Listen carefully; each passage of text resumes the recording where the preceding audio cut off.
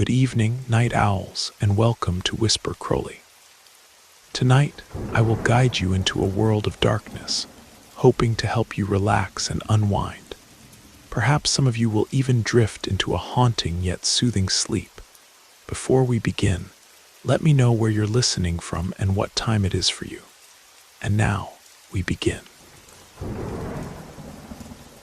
In the sleepy town of Millbrook, Maine, summers were usually quiet and predictable.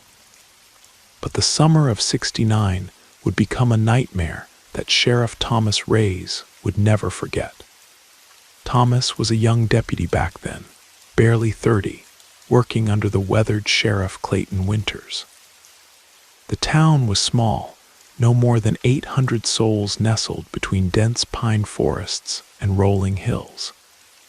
Most days passed without incident, which suited everyone just fine. That Sunday morning started like any other. The church bells hadn't yet rung when Sheriff Winters appeared at Thomas's doorstep, his expression grim and urgent. "Get dressed. Grab your gear," he commanded, offering no explanation. They drove in tense silence to the Henderson house, a relatively new home perched on the edge of town, owned by affluent newcomers who had escaped city life for rural tranquility. When they arrived, panic was already thick in the air. Mr. and Mrs. Henderson were hysterical. Their 17-year-old daughter, Alina, was not right. The deputies entered the house like they were walking into a tomb, climbing the stairs with heavy anticipation. Alina's bedroom looked like a typical teenager's space: Beatles posters, frilly bedding, shelves filled with childhood mementos. But Alina herself was anything but typical. She was floating perfectly horizontal, 2 feet above her mattress, eyes locked on the ceiling, completely motionless.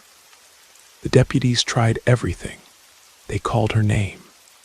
They attempted to pull her down using straps, but Alina remained suspended, defying every law of physics. A low, haunting sound emerged from her throat, part whine, part scream that sent chills down their spines. Then, without warning, Alina began to rise faster. Through the ceiling, through the attic, and then suddenly, horrifyingly, through the roof itself. Her parents watched in absolute terror as their daughter ascended into the cloudless sky, her screams echoing across the quiet Sunday morning. But the nightmare wasn't over. Moments after Alina disappeared, something unprecedented happened. Blood, thick, dark blood, began raining from the exact spot where she had vanished, splattering the roof and running down the gutters. No trace of Alina was ever found. The Henderson family left town shortly after, their grief consuming them. And Thomas Reyes was left with a story no one would believe, a story of a girl who defied gravity and vanished into thin air. Years later, when asked about that day, Thomas would only say one thing: "Some mysteries are better left unexplained."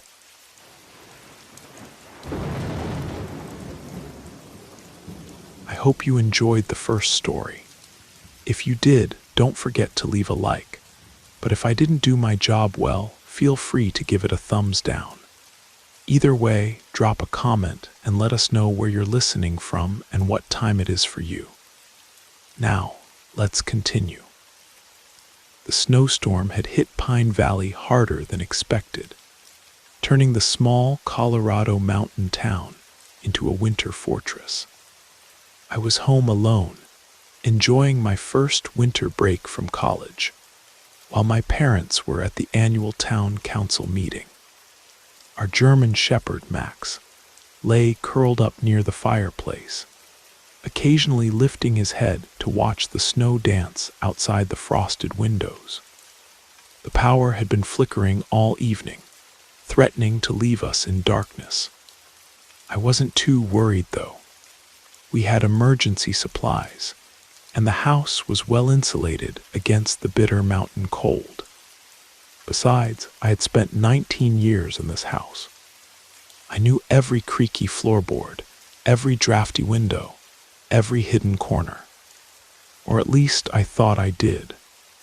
Around 8:30, Max's ears suddenly perked up. He raised his head, alert and focused, staring intently at the kitchen door. I lowered the volume on my laptop, where I had been watching a movie. "What is it, boy?" I whispered, but he didn't respond.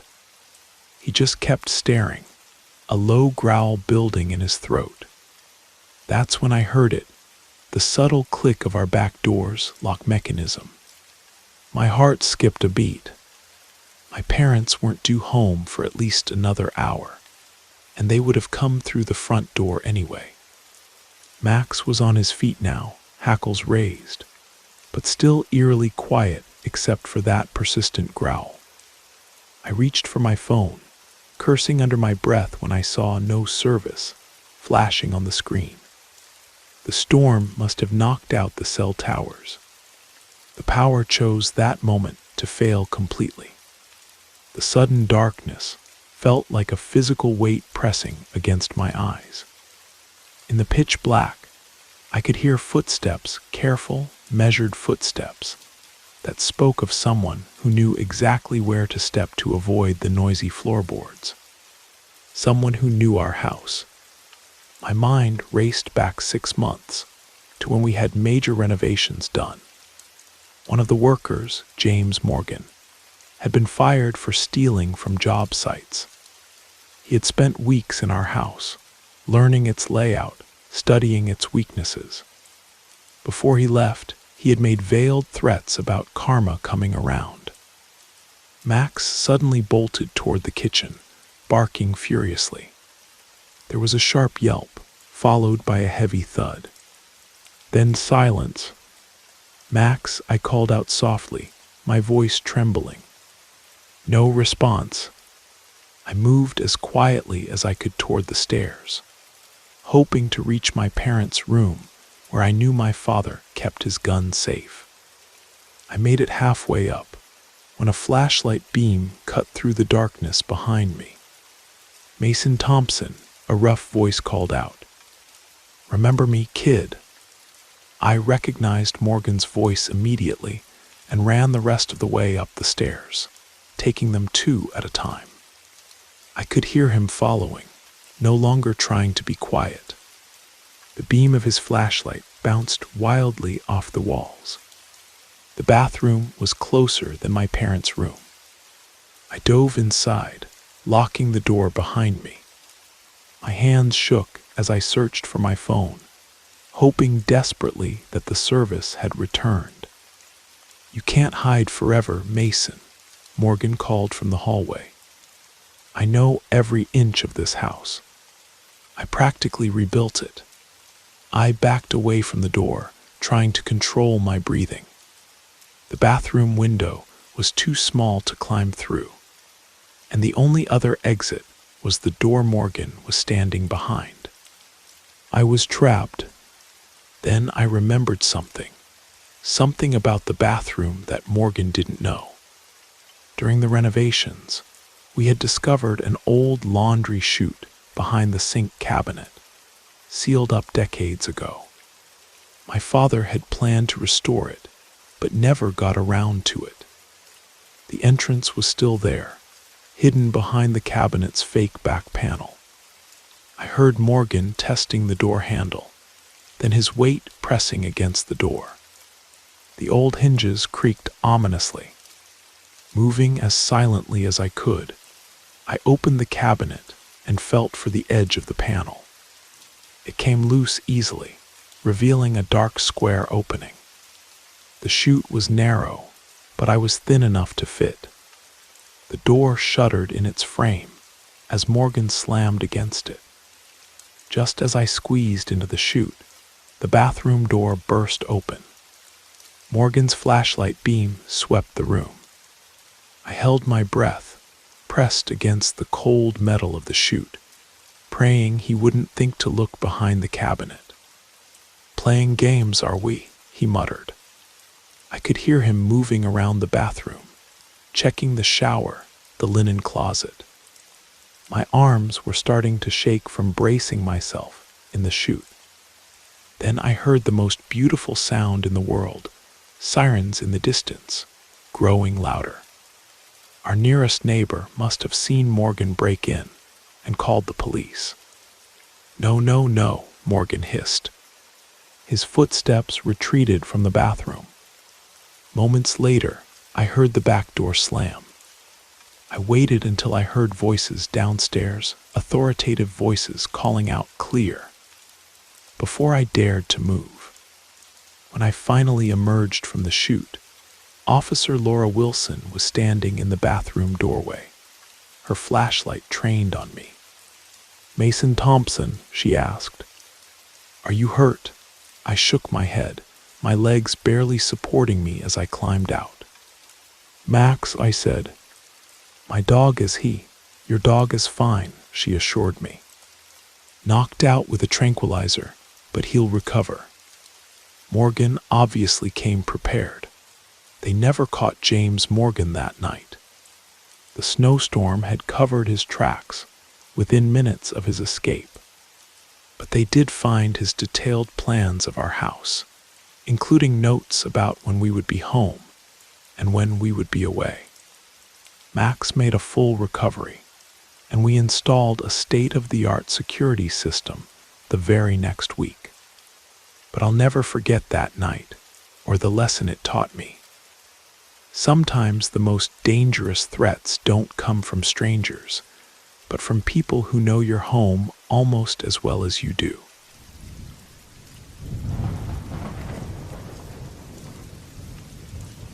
There's something about stargazing that makes you feel both infinitely small and incredibly significant at the same time.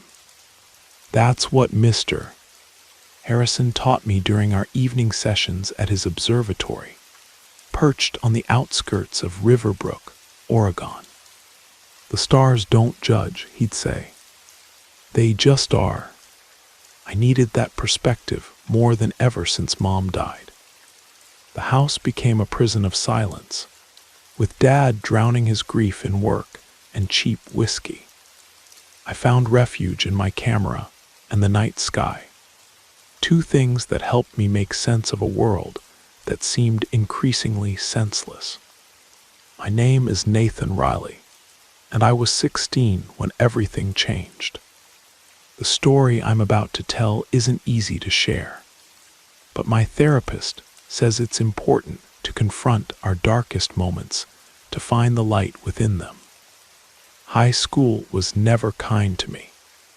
Being the quiet kid who preferred photographing constellations to playing football made me an easy target. Derek Foster and his gang of thugs made sure I never forgot how much of an outsider I was. They started with the usual stuff, knocking my books down, shoulder checks in the hallway, mocking nicknames. But things escalated after they found my photography blog. I had posted a series of night sky photographs, including some shots of the aurora borealis I'd taken during Mr. Harrison's astronomy club field trip. The comments they left were brutal. Then they started photoshopping my face onto the images, creating cruel memes that spread through the school like wildfire. That was when I first started thinking about revenge. Mr. Harrison's observatory became my sanctuary. He had built it himself 20 years ago, a labor of love funded by his life savings and a small inheritance. It wasn't anything fancy, just a dome-shaped building housing a decent telescope and some basic equipment. But it was magical to me. The universe teaches us patience, he told me one evening as we adjusted the telescope. Each star has its own story, its own timeline. We can't rush their light to reach us. I nodded, but my mind was elsewhere. In my backpack, was a memory card filled with evidence.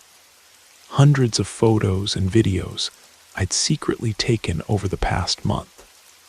Derek and his friends beating up freshmen behind the gym. Marcus Webb stealing money from the band room's donation box. The group vandalizing the art room after hours. Did you know that some of the stars we see are already dead? Mr. Harrison continued, his voice gentle in the darkness. Their light takes so long to reach us that we're actually seeing their past. What's the point then? I asked, my voice bitter. If what we're seeing isn't even real anymore. He turned to me, his face half illuminated by the soft glow of the equipment. The point, Nathan, is that everything leaves a mark. Every action, every choice, creates ripples that travel far beyond our understanding. I thought about the gun in my father's safe. The combination I'd discovered years ago, when he was too drunk to remember to hide it. How easy it would be to make my own mark, to create ripples that would never be forgotten. But instead, I thought about my camera, about truth and light, and the power of seeing things as they really are. The next day, I started setting up my plan. I created a private website, unlisted but accessible with the right link. I uploaded everything, every photo, every video, every piece of evidence I'd collected. Then I wrote an email to the school board, the local newspaper, and every parent's email address I could find in the school directory. My finger hovered over the send button for what felt like hours. I thought about Derek's face when everyone would see who he really was. About Marcus's parents finding out what their son had become. About the satisfaction of watching their worlds crumble like mine had. Then I remembered what my mom used to say about darkness. It's not the absence of light, she'd tell me while we looked at the stars from our backyard. It's just light we can't see yet. I deleted the email.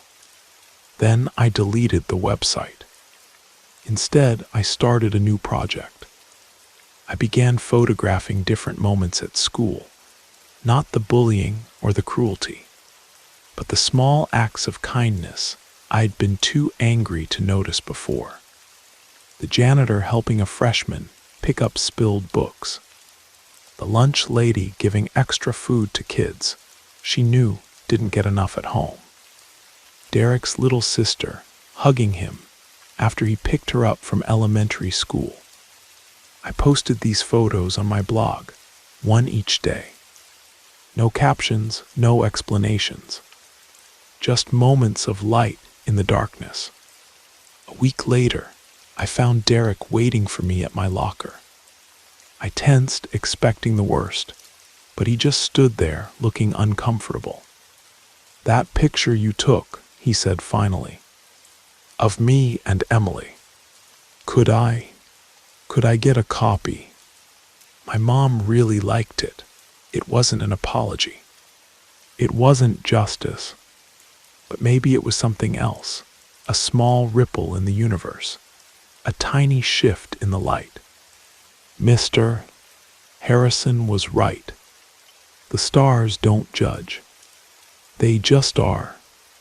And sometimes that's enough. I still visit the observatory every week. Dad's been coming with me lately, bringing 2 chairs and a thermos of hot chocolate instead of whiskey. We don't talk much, but we look at the stars together, and sometimes that's its own kind of conversation. The camera around my neck feels different now. It's no longer a weapon to collect ammunition for revenge. Instead, it's become what it was always meant to be, a tool to capture light in the darkness, to show that even in our worst moments, there's always something worth seeing if you just change your perspective. I won't pretend everything's perfect now. Derek and his friends still roam the halls like they own them. Marcus still throws the occasional snide comment my way. But the difference is, I don't let their darkness define my light anymore. Mom would have understood that. And somewhere out there, beyond the stars we can see, I like to think she does.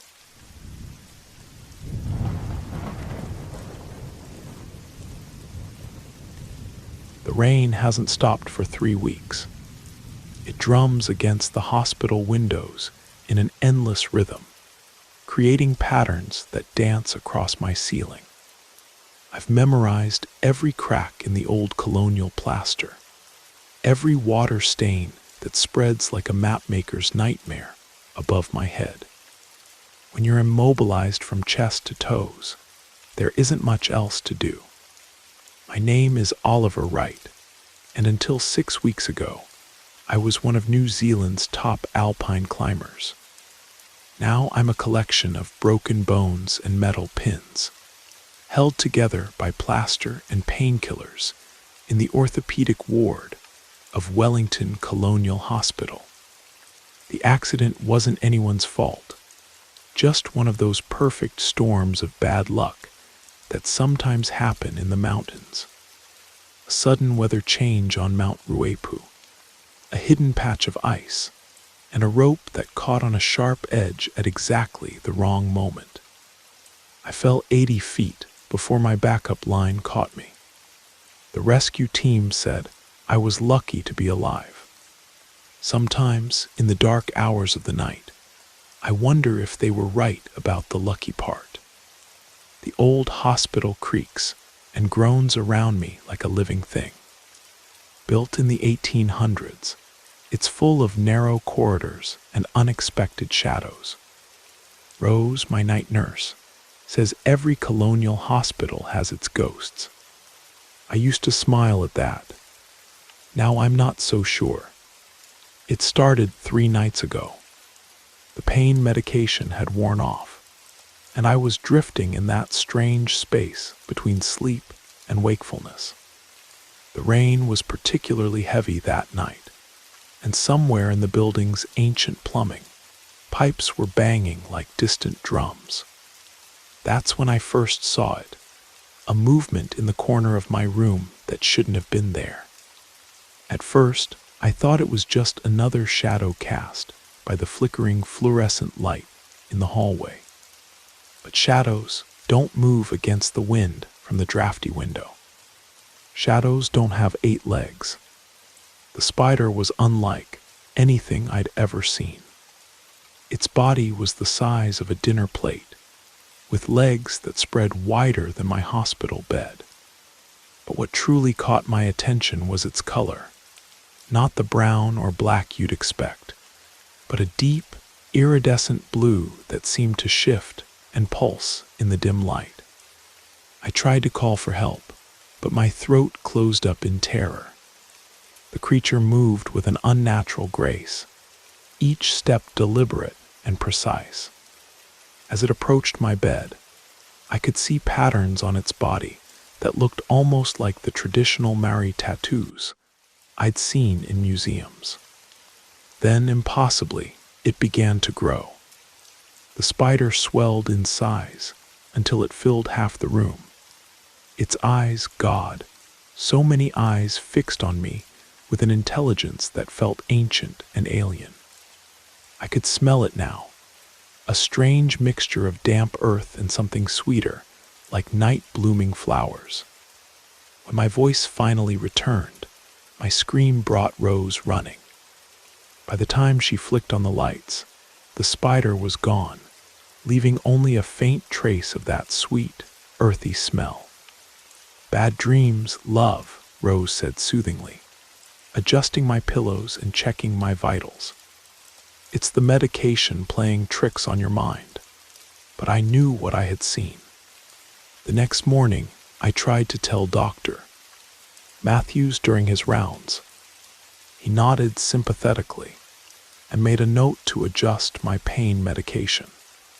"Hallucinations aren't uncommon with your type of injuries," he explained. "The combination of trauma, medication, and isolation can do strange things to the mind. The only person who didn't immediately dismiss my story was Kiri, the elderly Maori woman who cleaned my room. When I described the spider's markings, her wrinkled face grew serious. "That's no ordinary spider you saw," she said, leaning on her mop. "Our people speak of the Kaishiaki guardian spirits that take many forms.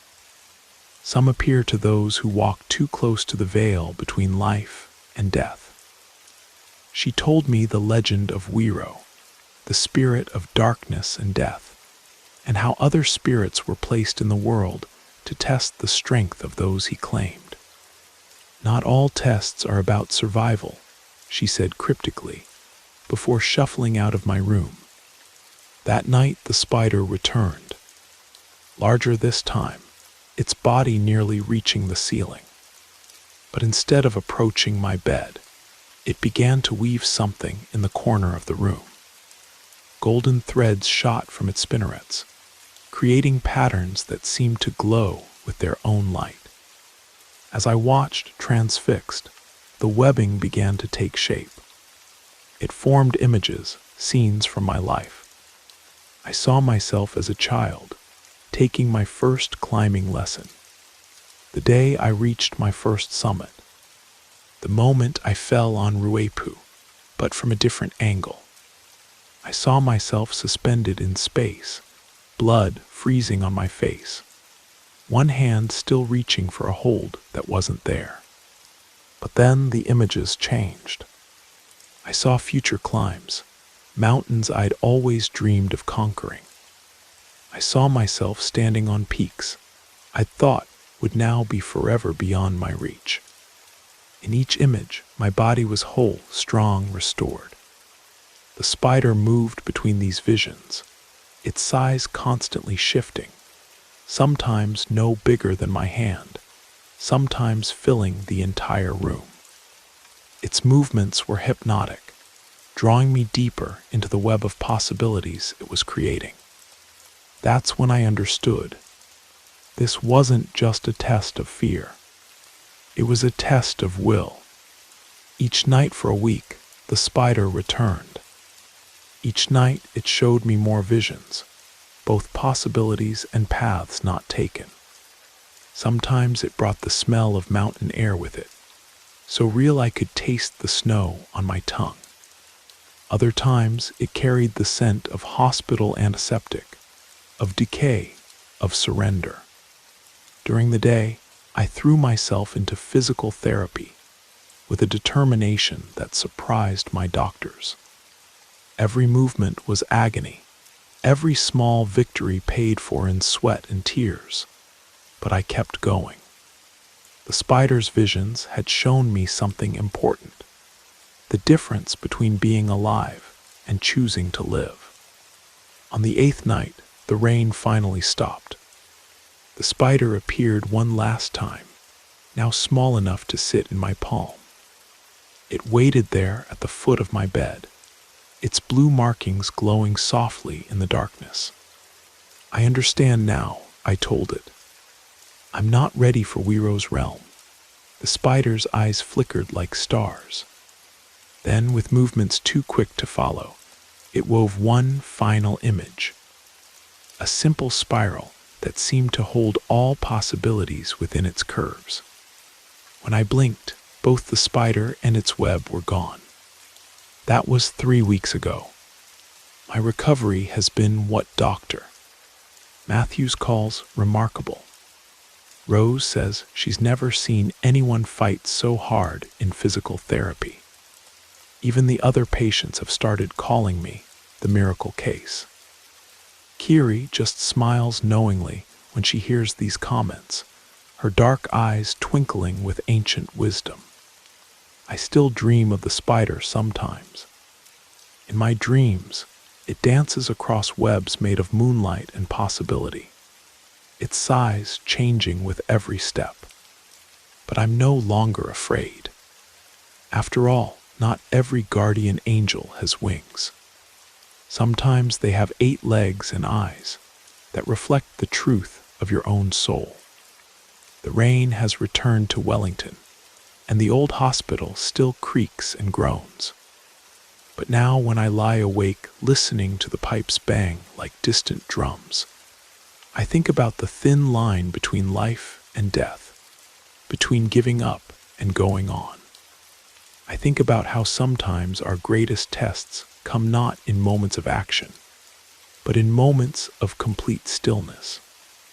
And sometimes, in the corner of my eye, I catch a glimpse of iridescent blue, a reminder that even in our darkest moments, we're never truly alone.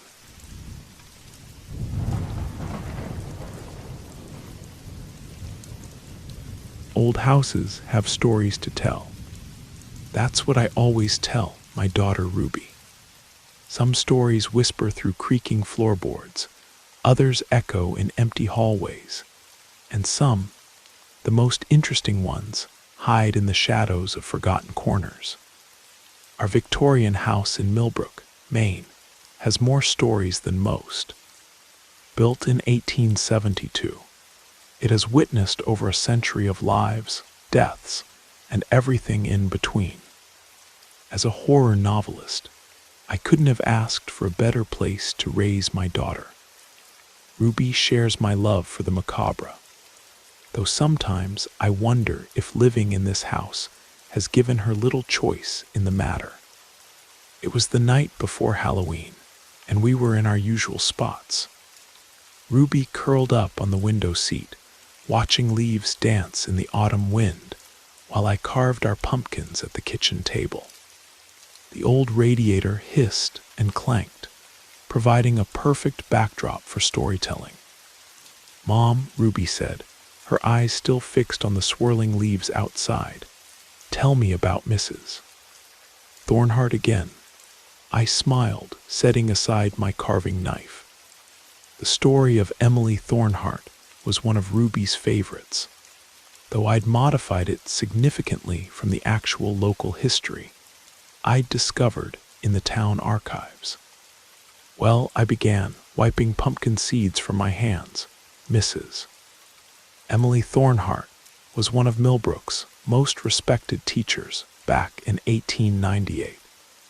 She taught at the old schoolhouse that used to stand where the library is now. Everyone said she was the kindest teacher they'd ever known, except on Halloween." Ruby turned from the window, her eyes bright with anticipation, even though she knew what was coming. "You see, Mrs. Thornhart had a special Halloween tradition. Every year, she would ask her students to write down their greatest fear on a piece of paper. She would collect these papers in an old black box with silver hinges, telling the children that by sharing their fears, they would master them. The wind picked up outside, rattling the windows.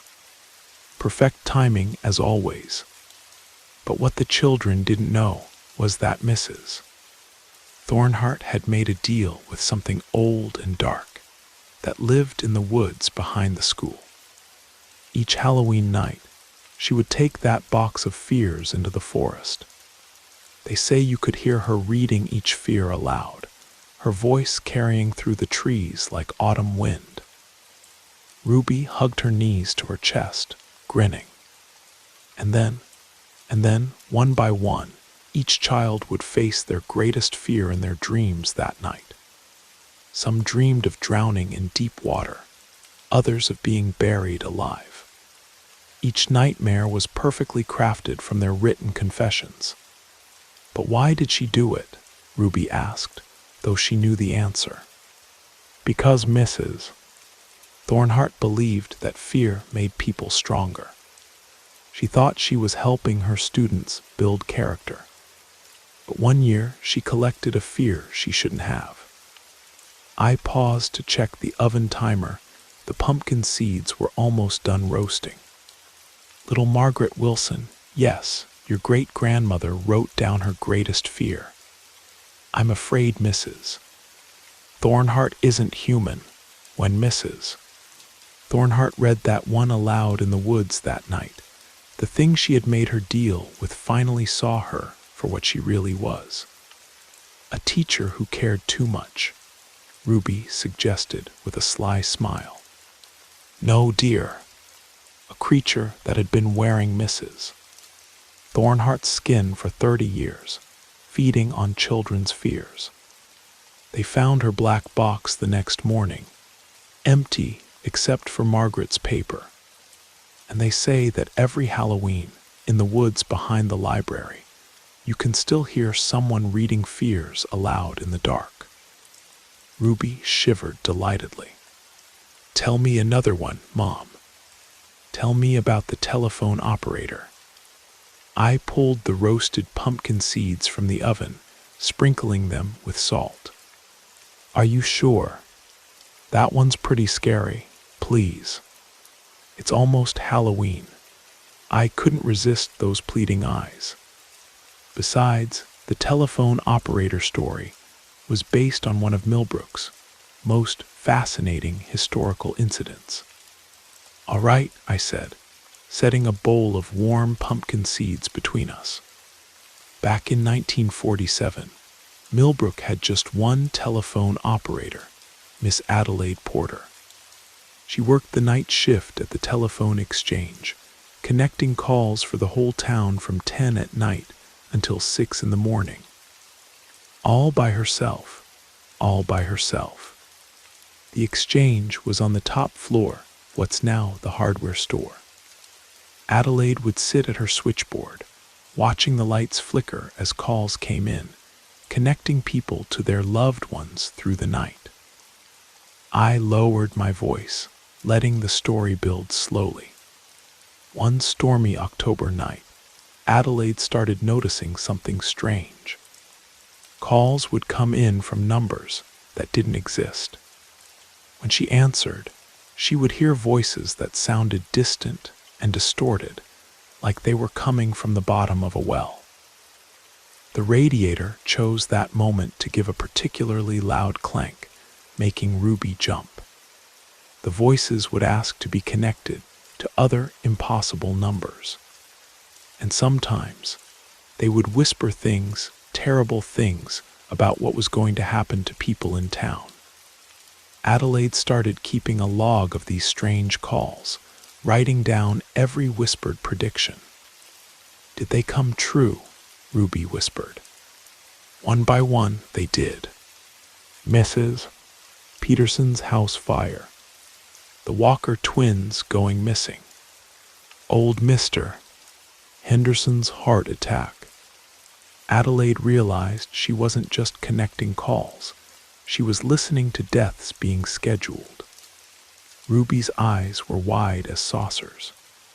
What did she do? What could she do? She was the only telephone operator in town.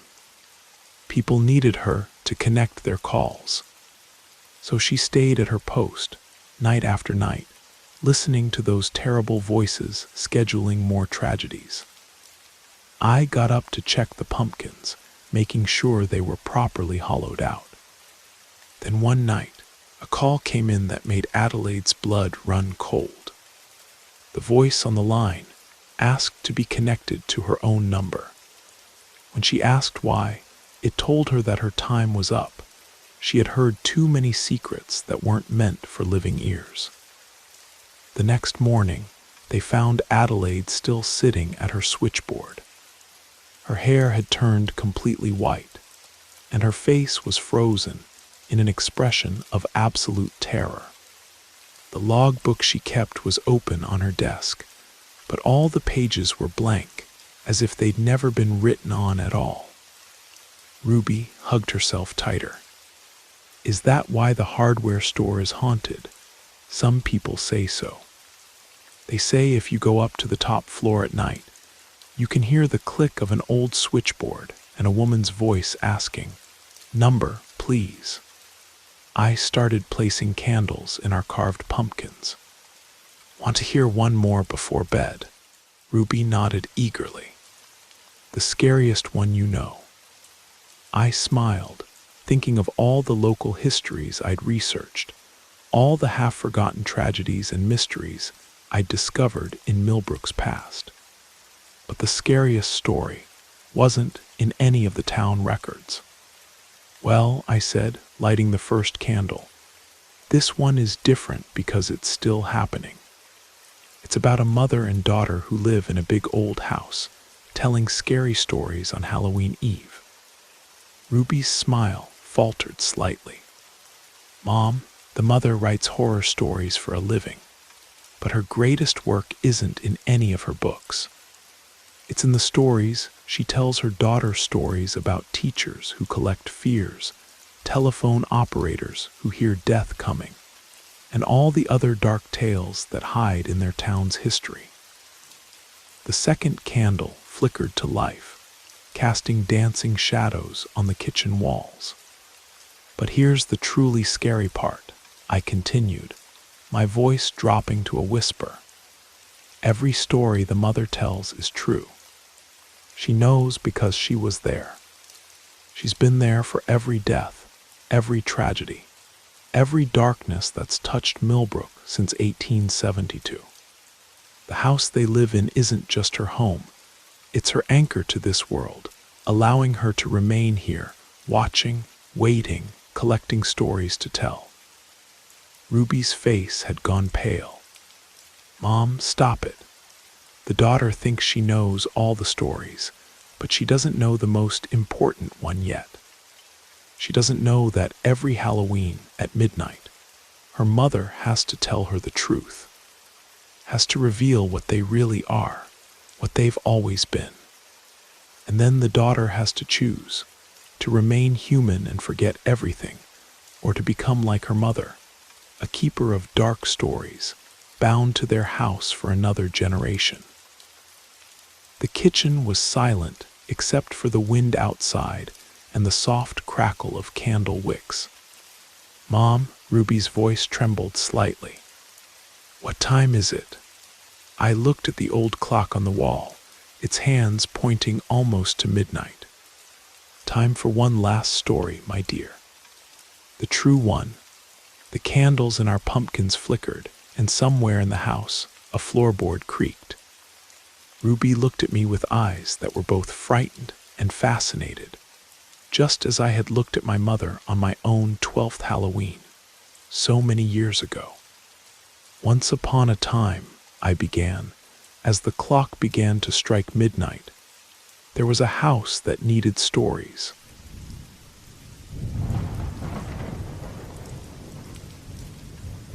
Back in 1978, I was a fresh-faced deputy in Hollow Creek, Montana.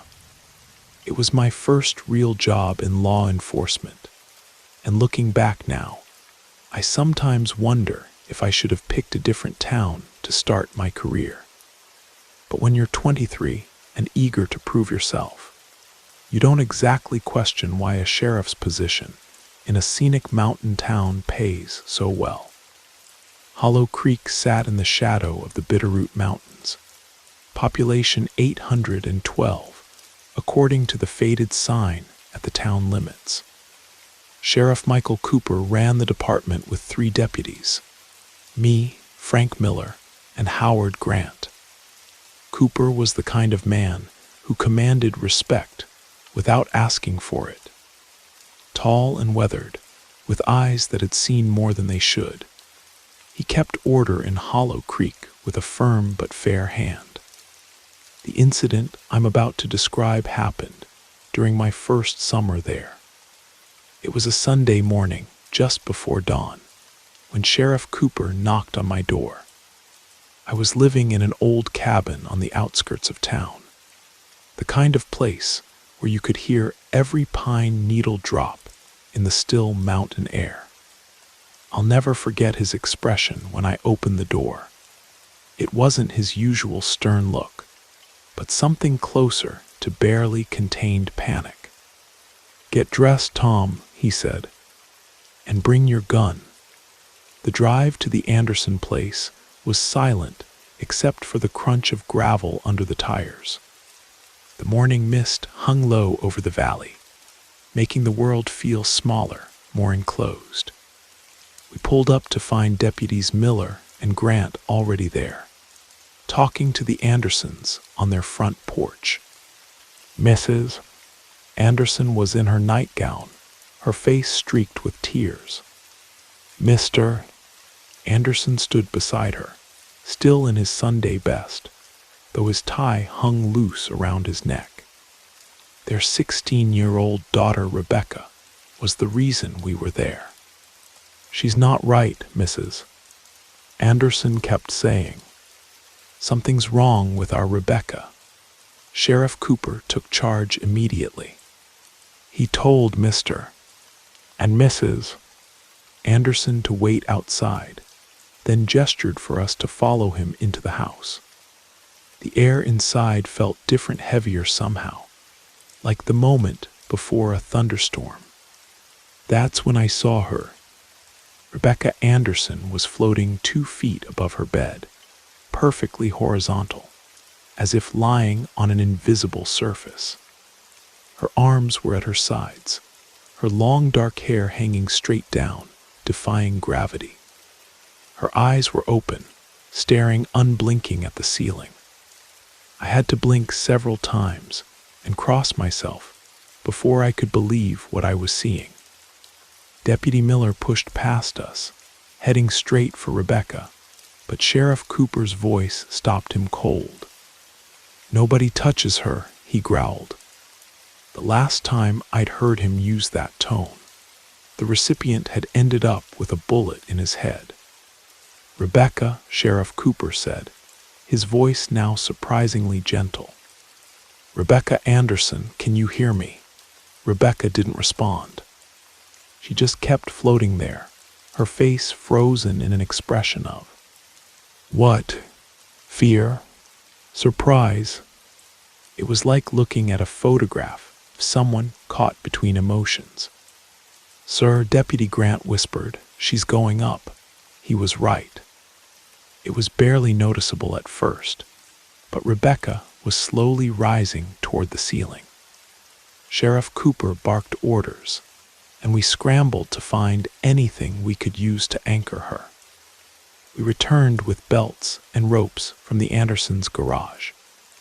We managed to get 2 straps across her, one across her chest and one at her waist, and all 4 of us took hold. It was like trying to hold down a helium balloon, except this balloon was a teenage girl who weighed at least 110 pounds. That's when we heard it, a sound like a wounded animal, high and keening, but constant. It took me a moment to realize it was coming from Rebecca's barely parted lips. "Pull harder, for Christ's sake," Sheriff Cooper shouted. The sound from Rebecca's throat was getting higher, shriller. Her face was contorting, but her body remained rigid. Then Mr. and Mrs. Anderson burst into the room, and all hell broke loose. Mrs. Anderson collapsed, wailing. Mr. Anderson rushed to help us pull, his face red with effort.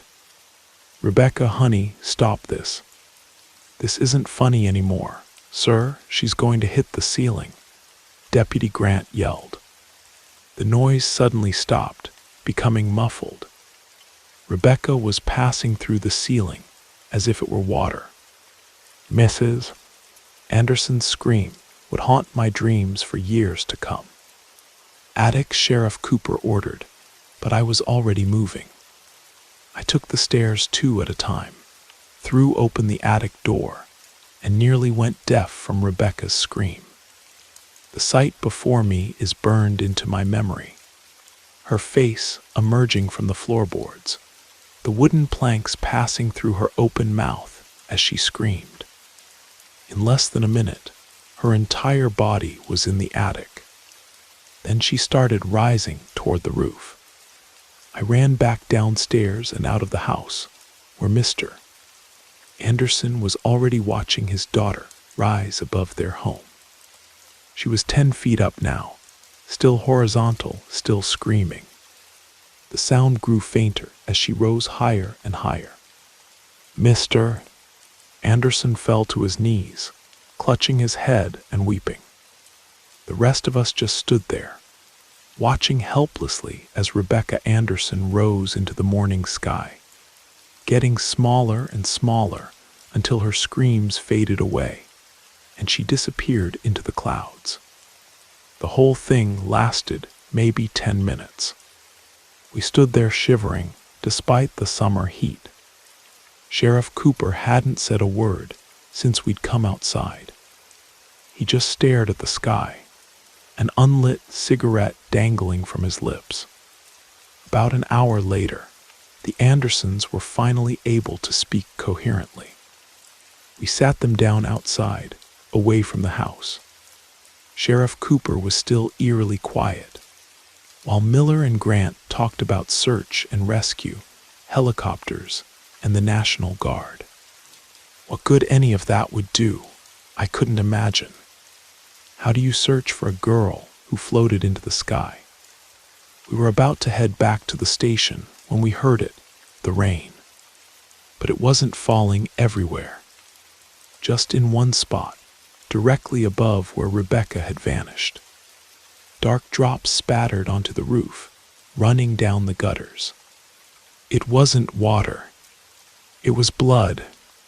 The blood rain lasted 30 seconds, then stopped as suddenly as it had started. The Andersons' screams started up again. Sheriff Cooper gathered us later that day and made us swear never to speak of what we'd seen. I asked him if anything like this had happened before. He didn't answer, but his silence told me everything I needed to know. I didn't sleep that night. Every time I closed my eyes, I saw Rebecca Anderson's face emerging from those floorboards. Deputy Miller told me something the next day that stuck with me. Maybe God called Rebecca Anderson to heaven, but he didn't like what he saw. Within a month, both Mr. and Mrs. Anderson were called to heaven too, right there in their house. Whatever called them didn't like them either. The Anderson house stood empty after that. Nobody in Hollow Creek would go near it. A few years later, the town itself started dying. People moved away, businesses closed. Today, there's nothing left but foundations and memories. Sometimes, on quiet nights, I think about Rebecca Anderson. I wonder if she's still up there somewhere, floating among the stars. And sometimes, when it rains, I can't help but look up at the sky, half expecting to see something dark and terrible falling from the clouds. I was a deputy in Hollow Creek, Montana. That's my story, and every word of it is true. Whether you believe it or not, well, that's up to you.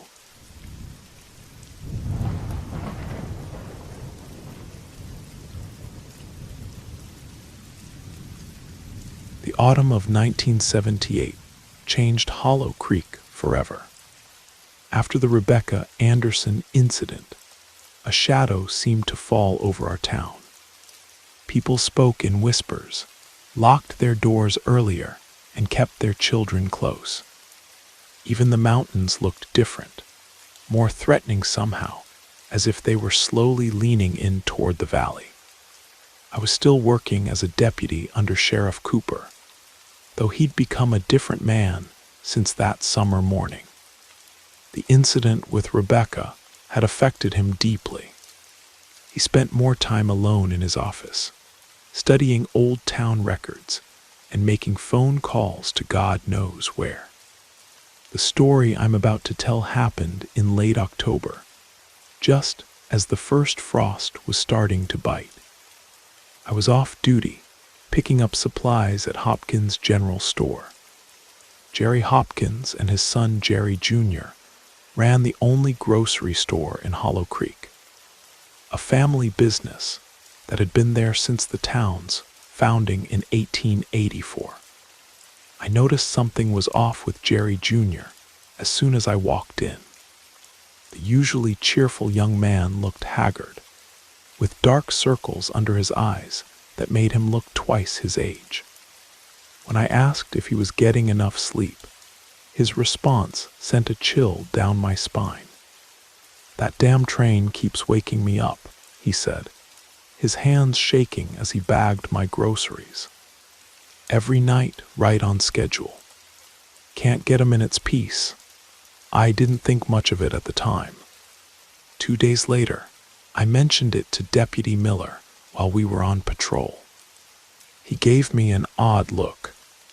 "Tom," he said slowly, "the Mountain Pacific Railroad hasn't run through Hollow Creek since 1962. The tracks were torn up when the lumber mill closed. That's when things started getting strange. Jerry Jr. got worse with each passing day. When I saw him again a week later, he looked like a walking corpse. His skin had taken on a grayish tinge, and his eyes seemed to sink deeper into his skull. "It's that goddamn train," he kept muttering, every night getting louder. The whistle calls my name now." I went to talk to Miss Adelaide at the library. If anyone knew the town's history, it was her.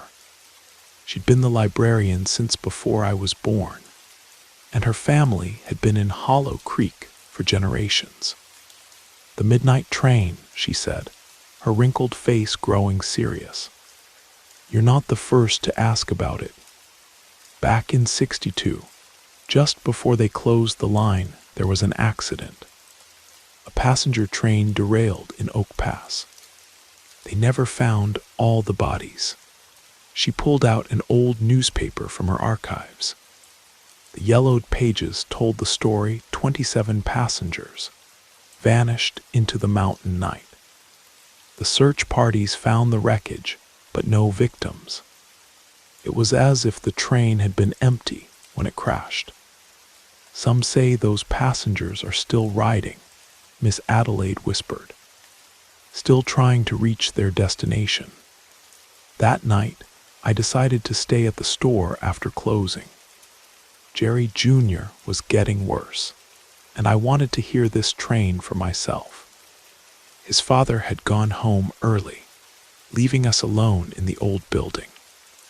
Around 11:30, Jerry Jr. started pacing. "It's coming," he said. "Can't you hear it?" I heard nothing but the wind in the eaves and the hum of the fluorescent lights. "The tracks," he mumbled. "They're singing. They always sing first." Midnight came and went. No train. But Jerry Jr. was getting more agitated by the minute. His eyes were wide and unfocused, and he kept cocking his head as if listening to something just beyond hearing. "There," he suddenly shouted. "There it is. Can't you hear it?" And then, impossibly, I did hear something. Not a train whistle, but a low vibration that seemed to come from the ground itself. It rose slowly, like a distant earthquake, building to a rhythm that felt almost mechanical. Jerry Jr. pressed his face against the store's front window. "They're waving," he whispered. "They want me to wave back." "Who's waving, Jerry?" "The passengers. They're all at the windows. Some of them don't have faces anymore, but they're still waving." The vibration was getting stronger. The products on the shelves began to rattle. And then I heard it, a train whistle, but wrong somehow. It sounded hollow, like it was being blown through bones instead of brass. Jerry Jr. was crying now. "They want me to board. They say it's my stop. They say I've been waiting long enough." "Jerry, there's no train," I said, but my voice sounded weak even to my own ears. The vibration had become a roar, and the air felt thick, like we were underwater. "I have to go," he said. "I have to get on board or it won't stop." "It'll never stop." He walked toward the door. I tried to grab him, but he moved with a strength I didn't know he had. The door chimed as he pushed it open, stepping out into the October night. The roar was deafening now. Through the window, I watched Jerry Jr. walk toward Main Street, toward where the tracks used to be. He moved like a sleepwalker, arms slightly raised, his feet barely touching the ground. Then the lights went out, not just in the store, but all over town. In the sudden darkness, I saw something that couldn't exist. A train, ghostly and translucent, gliding through the air where the old tracks had been. Its windows glowed with a sickly yellow light, and in each one, shadows moved and waved. Jerry Jr. walked toward it, his feet leaving the ground entirely.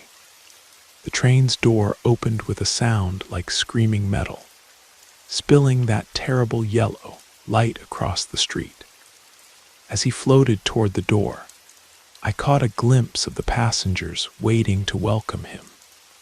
Miss Adelaide was right, some of them didn't have faces anymore. The door closed. The train whistle sounded one last time, echoing off the mountains like a lost soul's cry. Then the ghost train faded away, taking Jerry Jr. with it. We found his body the next morning, sitting peacefully in his father's stockroom. The coroner said it was heart failure, but I knew better. I'd seen where Jerry Jr. really went, seen him board that phantom train to wherever those 27 passengers were still trying to go. Sheriff Cooper added the report to a growing file of unusual incidents. The town grew quieter. More people moved away. Those who stayed learned not to ask questions when strange things happened in the night.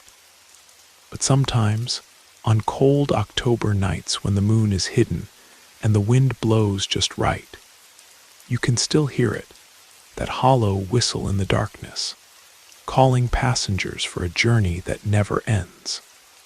I was a deputy in Hollow Creek, Montana, and I learned that some trains don't need tracks to run, and some journeys don't have destinations. They just keep rolling through the dark, collecting passengers for an eternal midnight ride.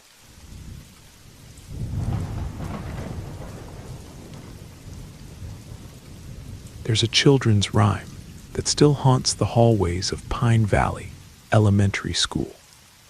The older kids whisper it during recess, their voices carrying across the playground like autumn leaves. Little Alice Munro went to play in her father's forest one spring day. The spiders danced their deadly dance. Now she's trapped in their evil trance. It's a disturbing rhyme, made more so by the fact that Alice Munro was real. She disappeared in 2015, when we were both 7 years old. I was in her class, sat next to her during science lessons, shared cookies with her at lunch.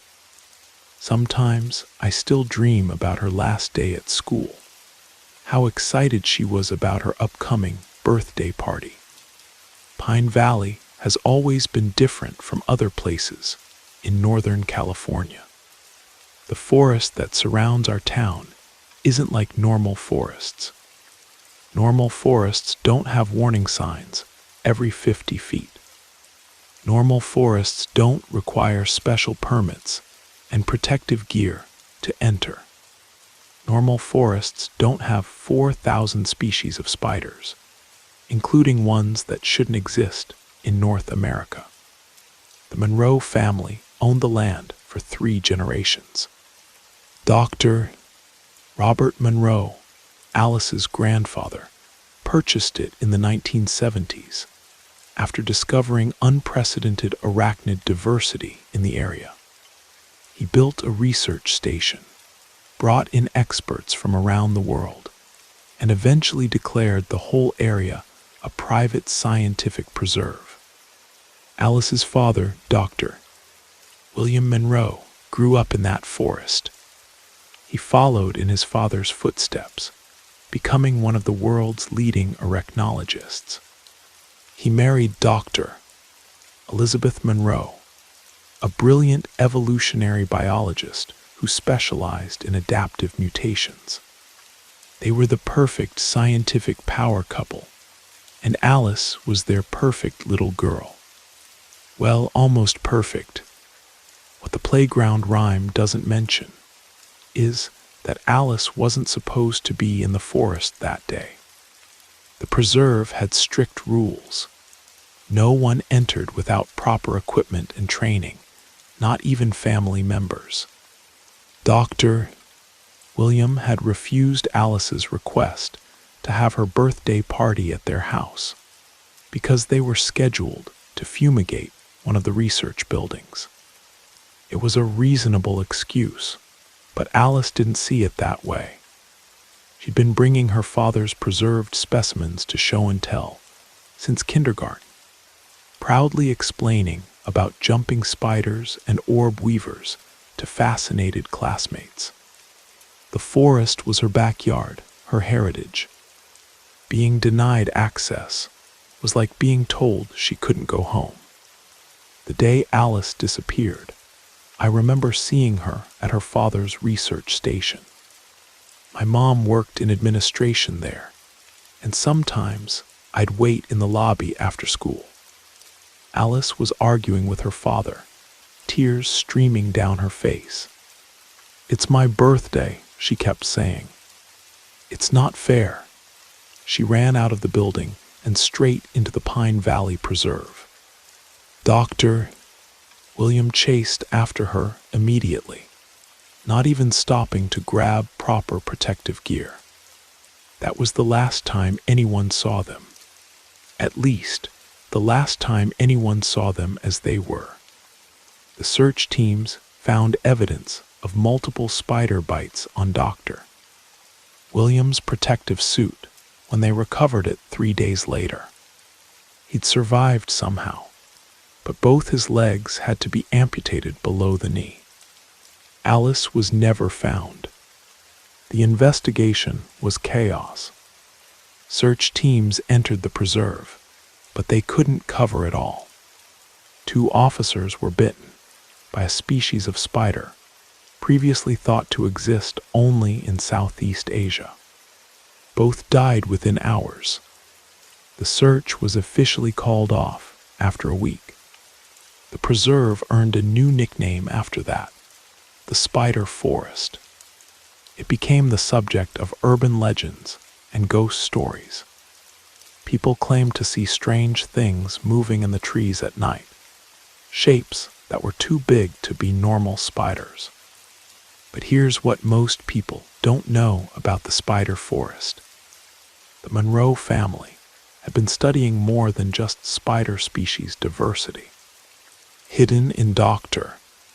Robert Monroe's old research notes were references to evolutionary anomalies spiders displaying impossible behaviors, impossible sizes.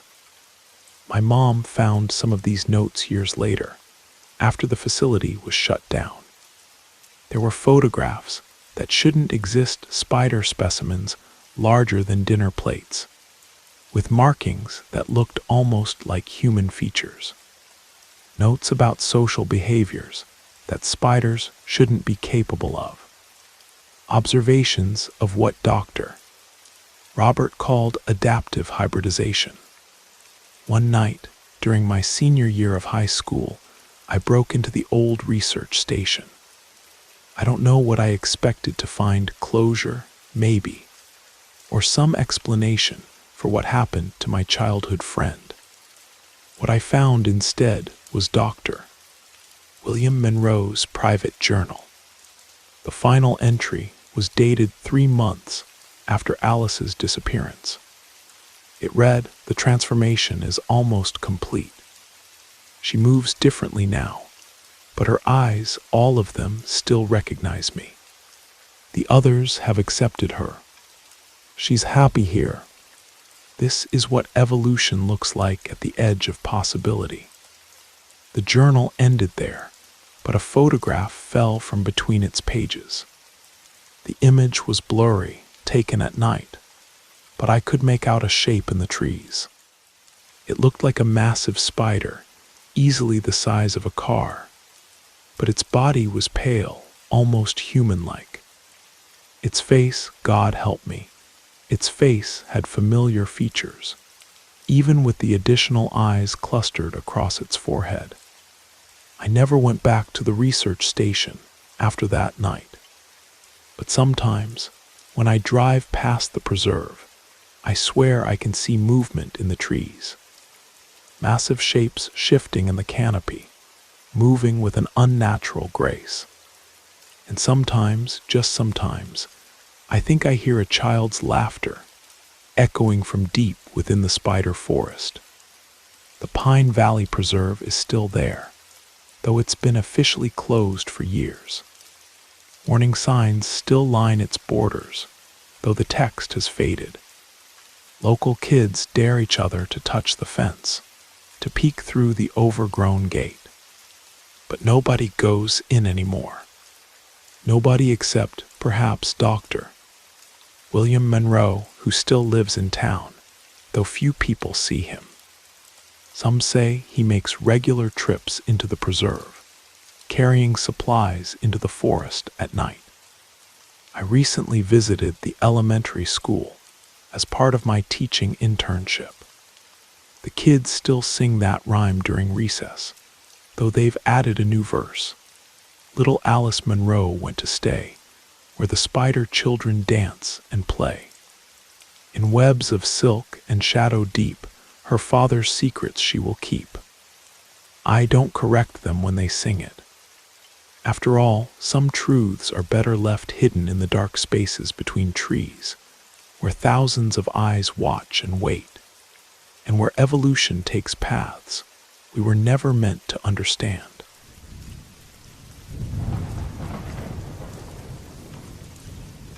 The rental listing caught my eye immediately. Historic Marigold Hotel, newly converted apartments, original architectural details, starting at $800 per month, some utilities included. The price seemed impossibly low for downtown Portland, especially for a building as magnificent as the Marigold. Built in 1924, it stood like an aging queen among modern glass towers. Its red brick facade, adorned with intricate stone carvings and wrought iron balconies. I probably should have questioned why an apartment in such a historic building was so affordable. But when you're a struggling freelance photographer with more camera equipment than furniture, you learn not to look gift horses in the mouth. The day I moved in, Marcus Taylor, the building's security guard, gave me a strange look as I signed the lease. "Fifth floor, apartment 512, he asked, checking my paperwork. Interesting choice. Before I could ask what he meant, Victoria West appeared. She lived across the hall in 515, though I'd later learned that across the hall was a relative term in the Marigold. Victoria was everything I wasn't: elegant, composed, successful looking. Her apartment, which she insisted on showing me that first day, was equally impressive. High ceilings, original hardwood floors, and windows that seemed to capture sunlight in ways that defied physics.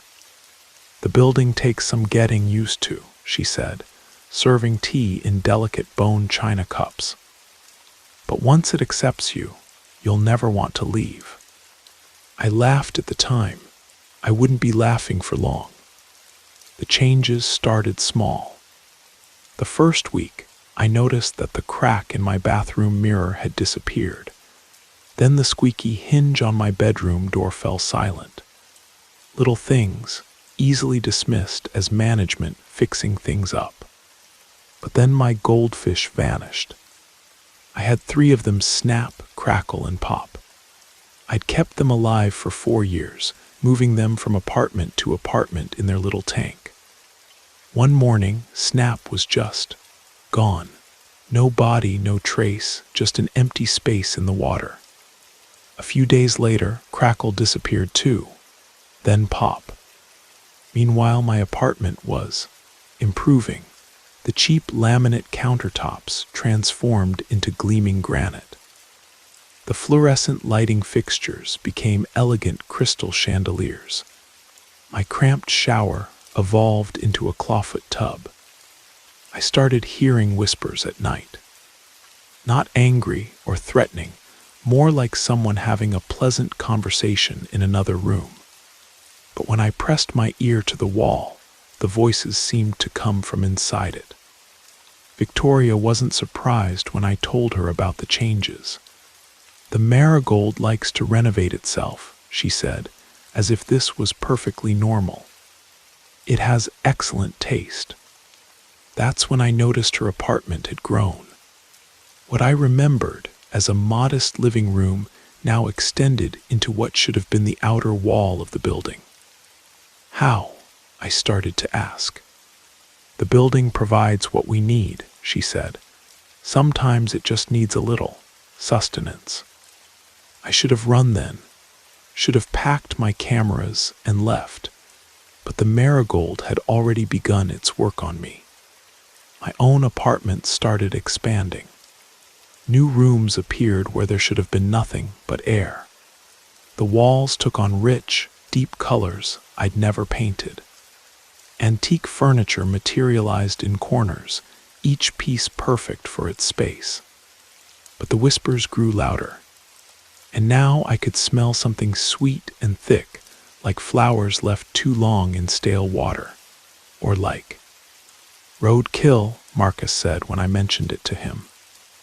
"That's what it smells like. Been here 20 years and that smell never changes. Should have warned you, but would you have believed me?" He told me about his wife then, how she disappeared 15 years ago, leaving nothing but a faint, sweet smell in their apartment. "The building took her," he said, "like it's taken so many others, but it gave me something in return. My apartment, it's perfect now. Everything I could want." I started photographing the changes in my apartment, trying to document what was happening. But the photos showed something stranger, still shadows where there shouldn't be shadows. Figures that looked almost human, but not quite. Victoria caught me taking pictures one day. "You shouldn't do that," she said. "The building doesn't like to be documented. It prefers to remain fluid." That night my camera disappeared. In its place was a newly renovated darkroom, complete with state-of-the-art equipment I could never afford. The whispers were getting clearer now. I could almost make out words. They sounded welcoming, beckoning. One morning, I woke to find my apartment had merged with Victoria's. The hallway between our doors had simply ceased to exist, replaced by a grand gallery space perfect for displaying photographs. "Isn't it wonderful?" Victoria said, appearing beside me. "The building knew what we both needed. It's been watching, learning, growing, just like we have." Her smile seemed different, somehow wider than before, with too many teeth. The sweet smell was overwhelming now, coming from everywhere and nowhere at once. "What are you?" I asked, finally understanding that Victoria wasn't what she appeared to be. "I'm the building's first success," she said. "Its first perfect renovation. And now, my dear Olivia, it's your turn." I tried to run, but the doors had vanished. The walls pulsed like living things. Victoria's form shifted, becoming something that belonged more in an architect's fever dream than in reality. "Don't fight it," she whispered, her voice echoing from every corner of our newly merged space. "The building has chosen you. It's such an honor, really. You'll be part of something greater than yourself, part of the marigold itself." I feel the changes beginning now. My skin feels like wallpaper ready to be peeled. My bones are becoming load-bearing beams. The whispers are inside my head, teaching me how to reshape reality, how to make rooms from nothing, how to feed the building's endless hunger for growth. Victoria was right, the building does have excellent taste. And soon, very soon, I'll help it choose our next tenant. After all, the marigold must grow. It must always grow. If you're looking for an apartment in Portland, you might see our listing. Historic Marigold Hotel, newly expanded apartments. Original architectural details. Starting at $800 per month. Some utilities included. The price is still impossibly low. But then again, everything has a cost. You just might not realize what currency the marigold prefers until it's too late.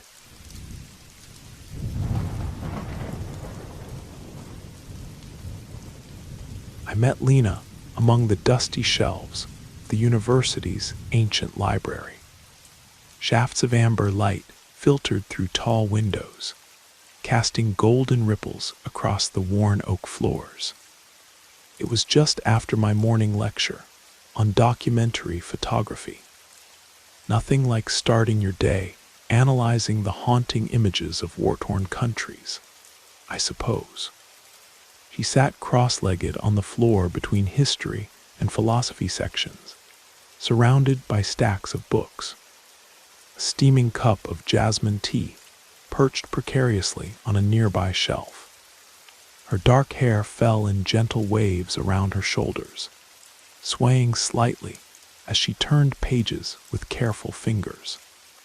I assumed she was a religious studies major by the titles stacked beside her, and the intricate notebook filled with Sanskrit symbols. I assumed she had a brilliant mind by the way her eyes darted across pages, absorbing knowledge like desert sand drinks rain. I assumed she had someone waiting for her somewhere else. But I was tired of assuming. Perhaps it was the way dust particles danced in the sunbeams above her head, or how the silence of the library created the perfect acoustic backdrop. Or maybe it was just the pressure of final exams approaching. Whatever it was, on that April morning, the composition was absolute perfection. So I took the shot.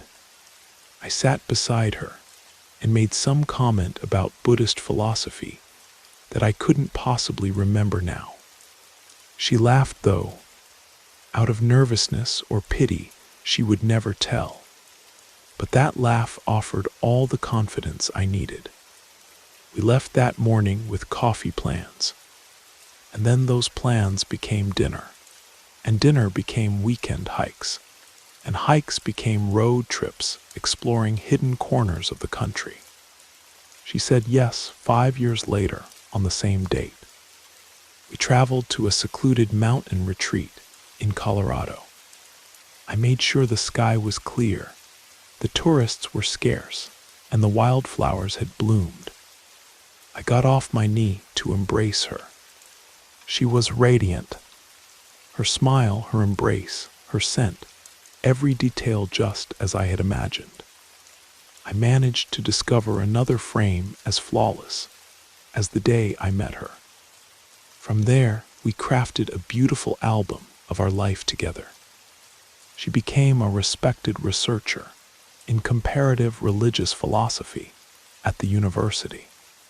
The work was demanding, but she found purpose in the minds she shaped. While not becoming the renowned National Geographic photographer I dreamed of, got contract photography work for travel magazines and exhibitions that kept me busy enough. Then, 2 years after our wedding day, I opened her gift to me on our anniversary. In the box was a plastic stick with 2 bold blue lines, and the album of our life was suddenly filled with possibilities. Then the baby was born. The harsh fluorescent light from the hospital room washed the color from my wife's face. Her breath came in shallow gasps, having just brought our child into the world. Seconds stretched into eternities as we waited for the cry. The electric hum of medical equipment vibrated through the room. The chemical scent of antiseptic masked the rawness of birth. The cry, when it came, wasn't what we expected. It was merely a whimper, a gasp, a struggle. I caught a glimpse of the baby before the nurses whisked him away. His limbs were unnaturally thin, his joints swollen and misaligned. His torso seemed compressed, as if invisible hands had pushed his shoulders toward his hips, and his eyes, protruding slightly from their sockets with an alert, almost frightened gaze. The doctors said they had never seen a genetic disorder quite like this. Months of ultrasounds and genetic testing showing a healthy boy, only for this to be the result. It was as if his DNA had scrambled itself during delivery. Lena and I grew distant. Conversations became scarce, as every moment now needed to be spent keeping him alive a little longer. The baby continued to breathe and feed, although through a tube. She loved Lucas fiercely. She devoted everything she had to him, and I was in disbelief. I hoped to wake from the nightmare our life had become, that the specialists we consulted were wrong, and our healthy baby was still on his way somehow. Lena didn't return to her research position, even after her leave expired. I stopped accepting photography assignments for nearly a year. The offers completely dried up during that time, until I received an email with the subject line, "Photography Project in Nepal." We are an ancient monastery located in the Himalayan highlands, 3 days' journey from Kathmandu. Our spring renewal festival approaches, and as this is a once-in-a-lifetime ceremony, we wish to preserve it through your lens. All we ask is 7 days of your time, and we will provide everything you need. If you are interested, we can discuss compensation and travel arrangements. Resources are not a concern. We believe our practices will be of particular interest to you, Mr. Rice. May you find peace on your path. Lama Dorje I was immediately suspicious after reading the email. Why would their practices interest me specifically? Beyond the strange closing, I was never particularly spiritual. Given recent events, my attitude toward faith had grown far worse than ever. The longer I sat with the email, the more disgusted I felt at the thought of accepting such an offer. Weeks passed since Lama Dorje's initial email. I applied for over 60 jobs during that time, seeking stable income. Of the applications I submitted, I received only 5 responses, all with essentially the same apologetic rejection. Lena's time was wholly dedicated to Lucas. She responded to his every labored breath or whimper, refilling his feeding tube or adjusting his medication. She was completely consumed while I could hardly look at him. I was disgusted with myself for feeling this way. Guilt stabbed at me constantly. Our savings evaporated entirely. We began putting every expense on credit cards, digging ourselves into a hole $4,000 deep in just a few months. We feared losing our home. We feared losing Lucas. We feared everything. And still, rejection after rejection arrived with my name in the heading. I took shifts driving for a rideshare service, but every paycheck was like trying to fill the Grand Canyon with a teaspoon of sand. Then another email arrived, not addressed to me this time, but to Lena. She showed me the message. "I hope this message finds you well. I wanted to follow up regarding a previous email to your husband. We are willing to pay $20,000 for his services. We are deeply interested in his documentary style and hope he will consider working with us for a week. Our offer is negotiable. If interested, I can send travel arrangements to our monastery. The festival begins soon, and we would be honored to hear from you. May you find peace on your path. Lama Dorje, I felt my integrity crumbling as I read through the email. $20,000 for 7 days sounded too extraordinary to be legitimate. Options were limited, however, and a week away might provide a much-needed break from the crushing weight of our reality, even if it meant enduring spiritual platitudes. Perhaps a once-in-a-lifetime ceremony could even be fascinating. I told Lena I would accept the offer. It was the first genuine smile I had seen on her face since Lucas was born. I decided her smiles were worth selling out to a monastery for a week. I opened my laptop and replied to Lama Dorje, requesting travel arrangements. 3 days until the festival. The journey to the monastery was grueling. After landing in Kathmandu, I endured a jarring jeep ride along mountain roads, followed by a 2-day trek through winding paths that clung to cliff sides. As instructed by Lama Dorje, I eventually reached a stone stairway carved into the mountainside, stretching upward into mist. The final ascent took nearly 3 hours, my camera equipment growing heavier with each step. I checked my phone, no signal, as expected. I had sent a final message to Lena before boarding the plane, promising to find a way to communicate when possible. When I finally emerged from the mist, I found myself standing at the entrance of a settlement that seemed frozen in time. Stone structures with red-painted wooden window frames dotted the rocky plateau. Modest would be a generous term for such buildings. Weathered stupas marked with prayer flags formed the exterior boundaries. Each structure was unique yet shared in its state of ancient endurance.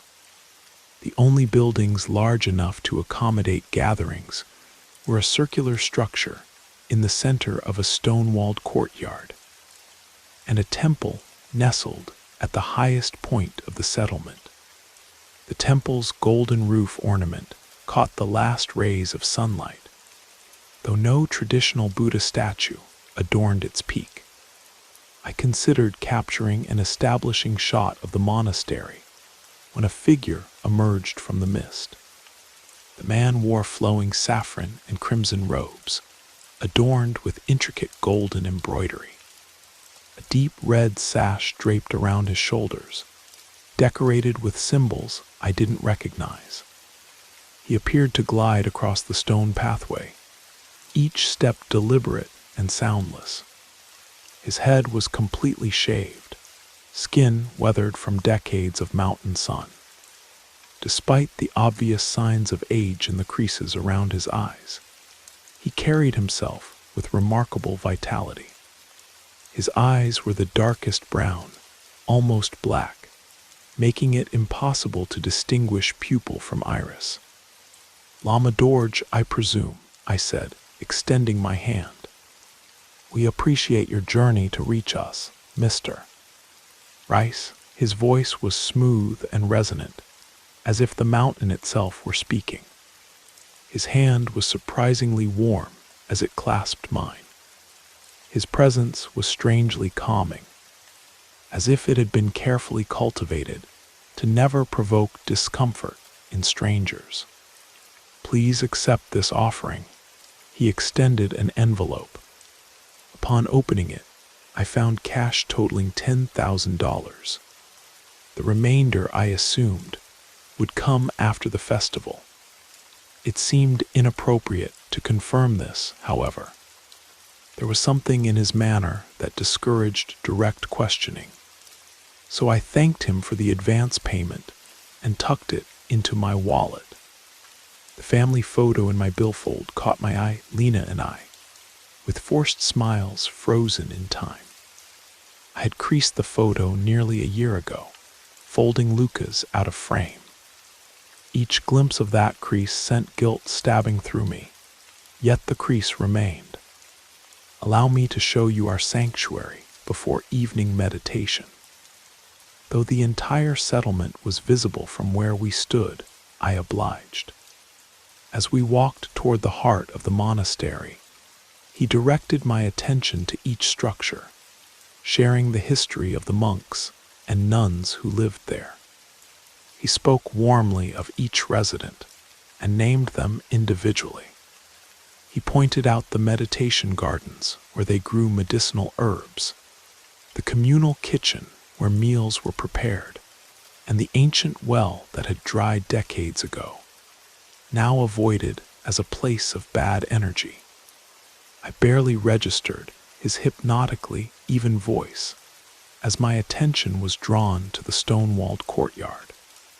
A group of women knelt around what appeared to be a young goat. They stroked its fur and whispered to it while creating intricate patterns with colored sand around its body. I considered asking Lama Dorje about this strange ritual, but decided against it. His composure still somehow discouraged questions. Instead, he spoke. The sun returns to the mountain.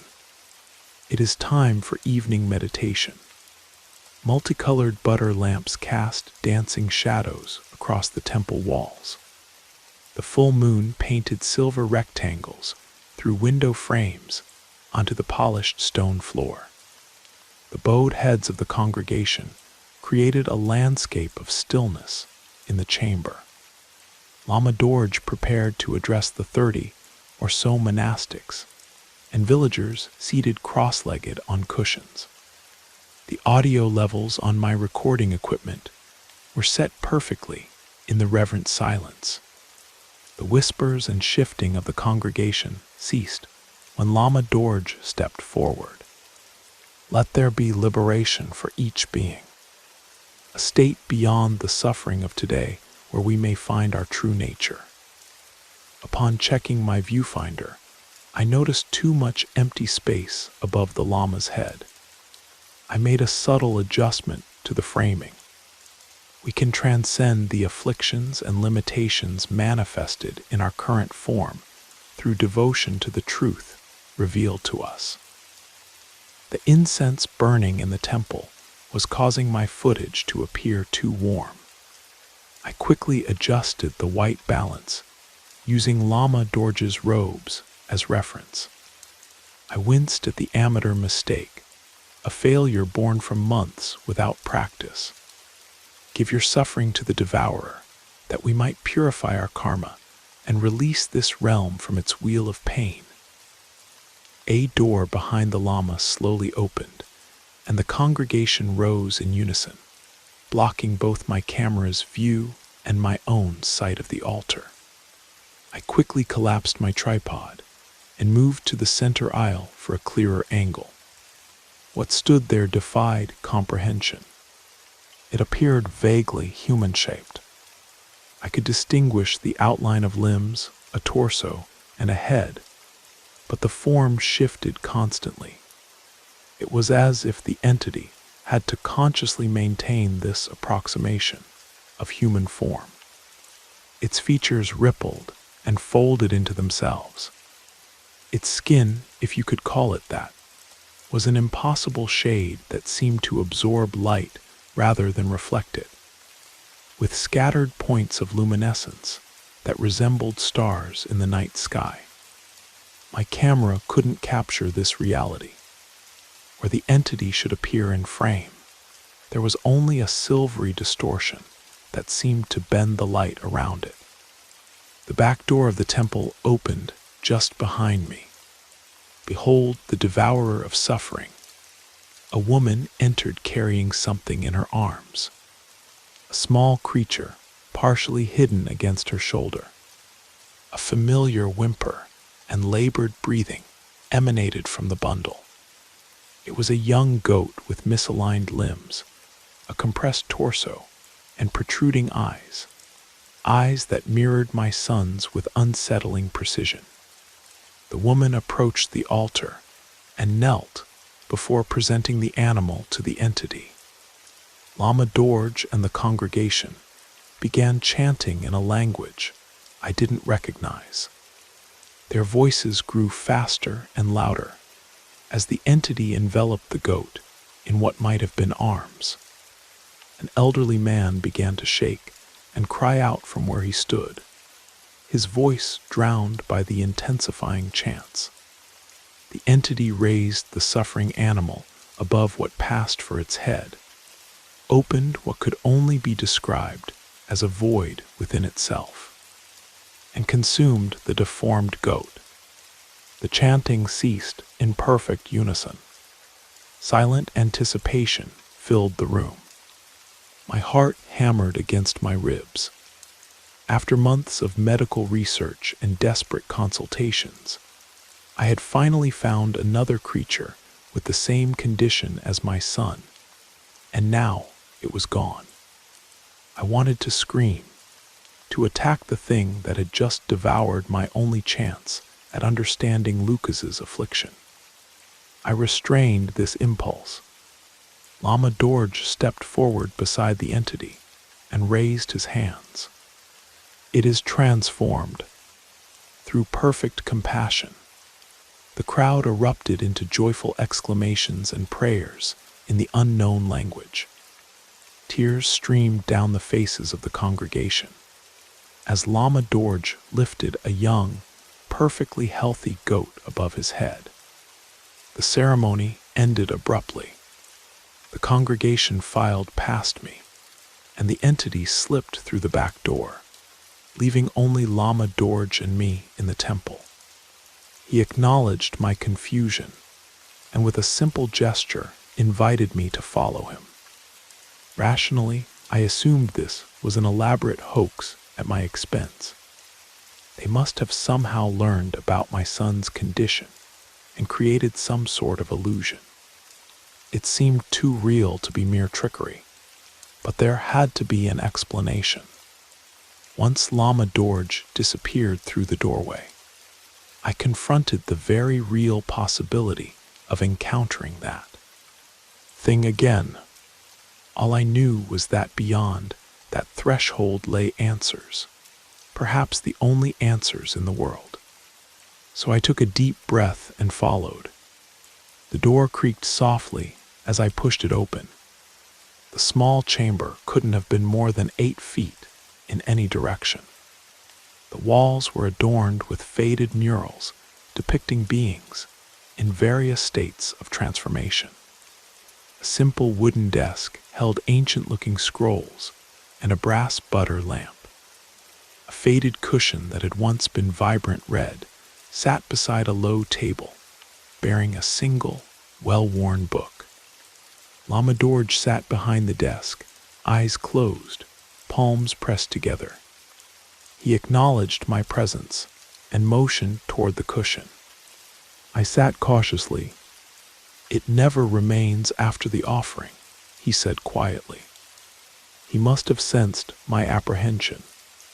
The simple statement somehow eased my tension, releasing a flood of questions.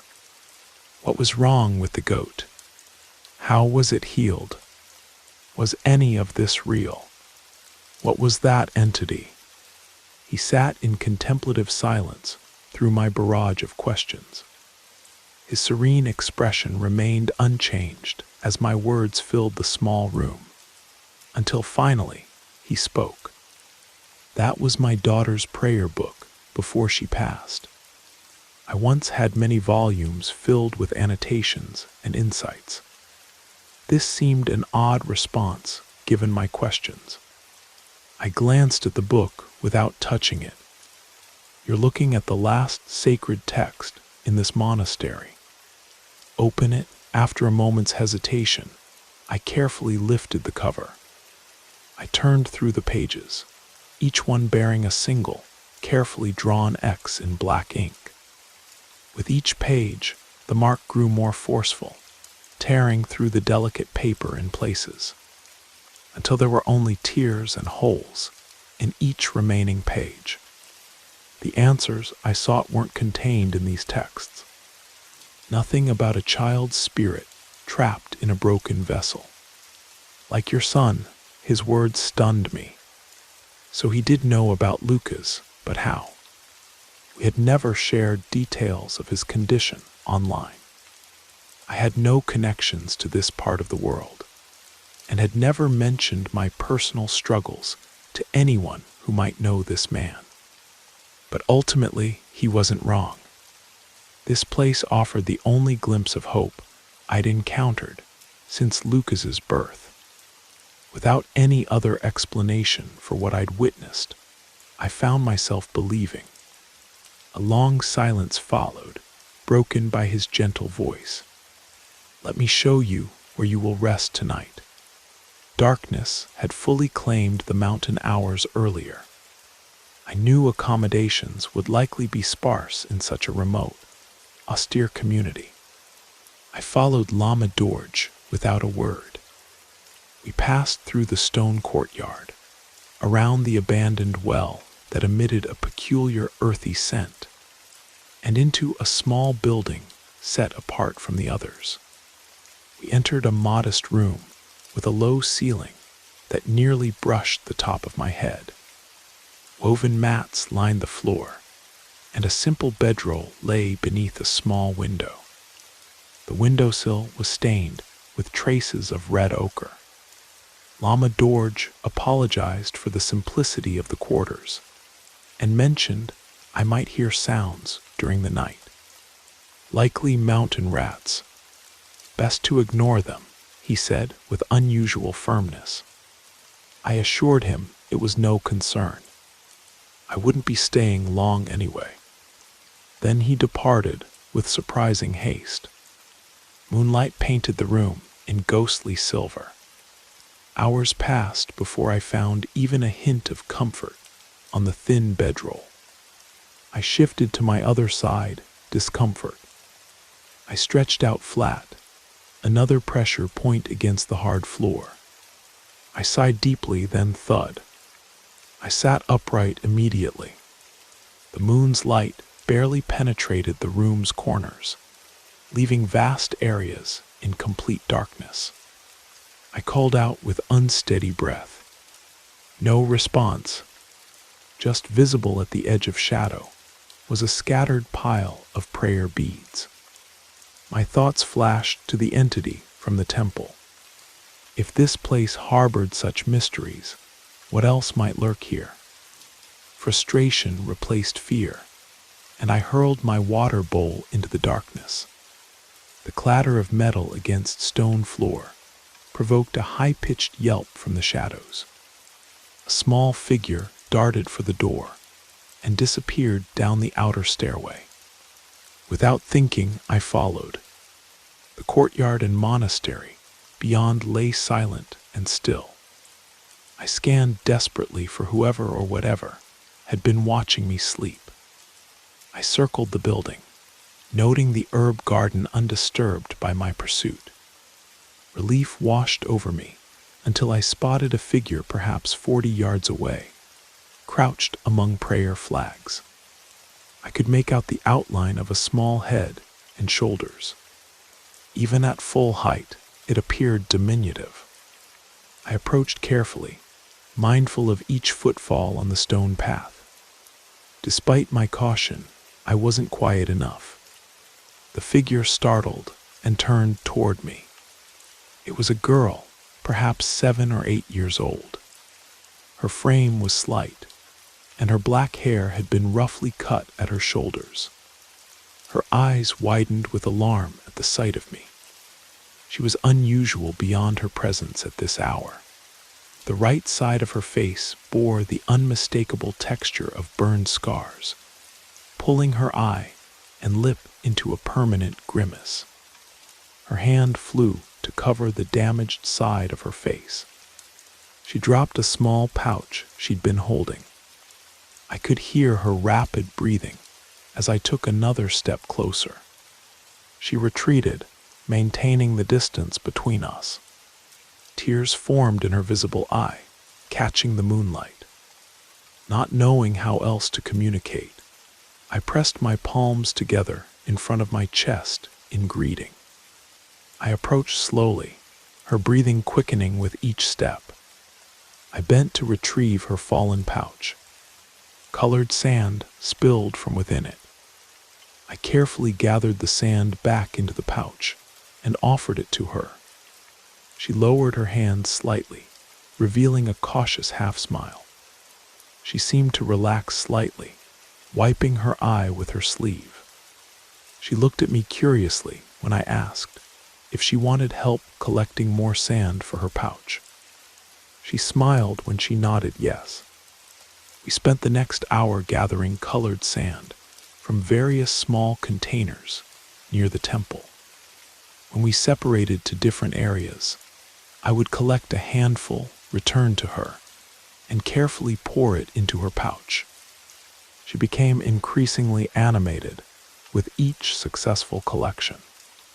When the first hint of dawn began to brighten the eastern horizon, fear returned to her expression. I thought of Lucas. If he survived long enough to become aware of himself, would he also learn to fear being seen? I paused beside her, after adding another handful of sand to her collection. After a moment of consideration, I looked into her eye and told her what I had witnessed earlier that night, about the sick goat that was healed in the temple, about the entity that healed it, and that she could have a face that wouldn't make people stare. I expected her to be overjoyed at the news. Instead, she covered her scarred face again and ran toward the residential buildings, tears once more filling her eyes. 2 days until the festival. Sunlight flooded my quarters with unforgiving brightness. The previous night felt dreamlike, but my phone confirmed it had been just 3 hours since my encounter with the girl. I rose stiffly from the bedroll, joints protesting.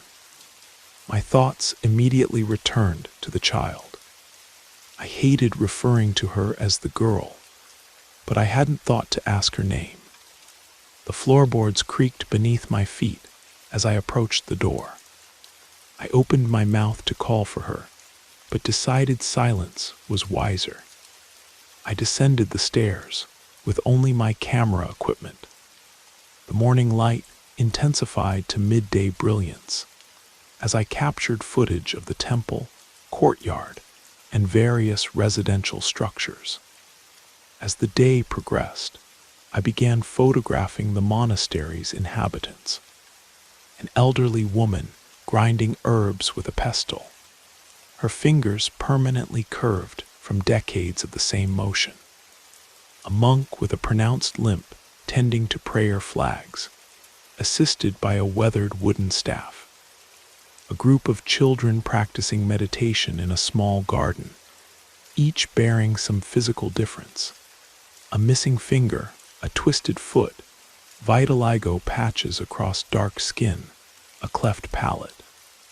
Each person I approached seemed to have some visible imperfection, and each one became uncomfortable when they noticed my camera, though none objected outright. I returned to my quarters in the evening, just as blue shadows lengthened across the courtyard. As I climbed the stairs, I heard the scurry of feet from inside. When I entered, the room appeared unchanged. The water bowl still rested where it had landed hours before. The prayer beads remained scattered, but the girl was concealed in her usual hiding place. The only difference was a small pile of colored sand carefully arranged on the windowsill. I took a step toward the window and was met with a soft hissing sound from behind the door. I turned and caught a glimpse of the girl before she ducked back into her hiding place. The sound seemed to be her attempt at a shush that her scarred lip couldn't quite form. I moved quietly to where she hid. She was curled into a ball, her damaged face hidden against her knees. I tried to comfort her with a gentle touch, but she flinched away. I whispered an apology, which was met with another hiss, her single visible eye meeting mine. A chasm of silence opened between us. A gentle breeze swept through the small window, stirring the grains of sand she had arranged.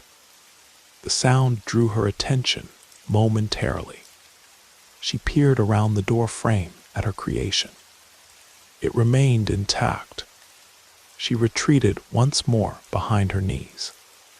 I apologized again for frightening her earlier and assured her I meant no harm. She offered no response.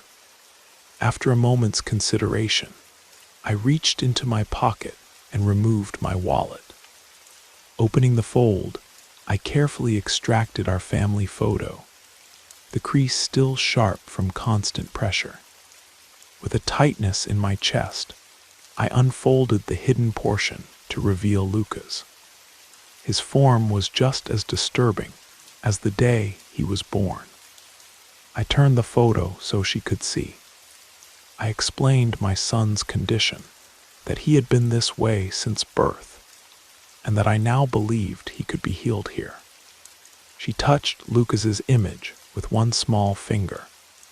I couldn't interpret her expression, but I assured her she wasn't wrong to see the similarity between him and the goat from the ceremony.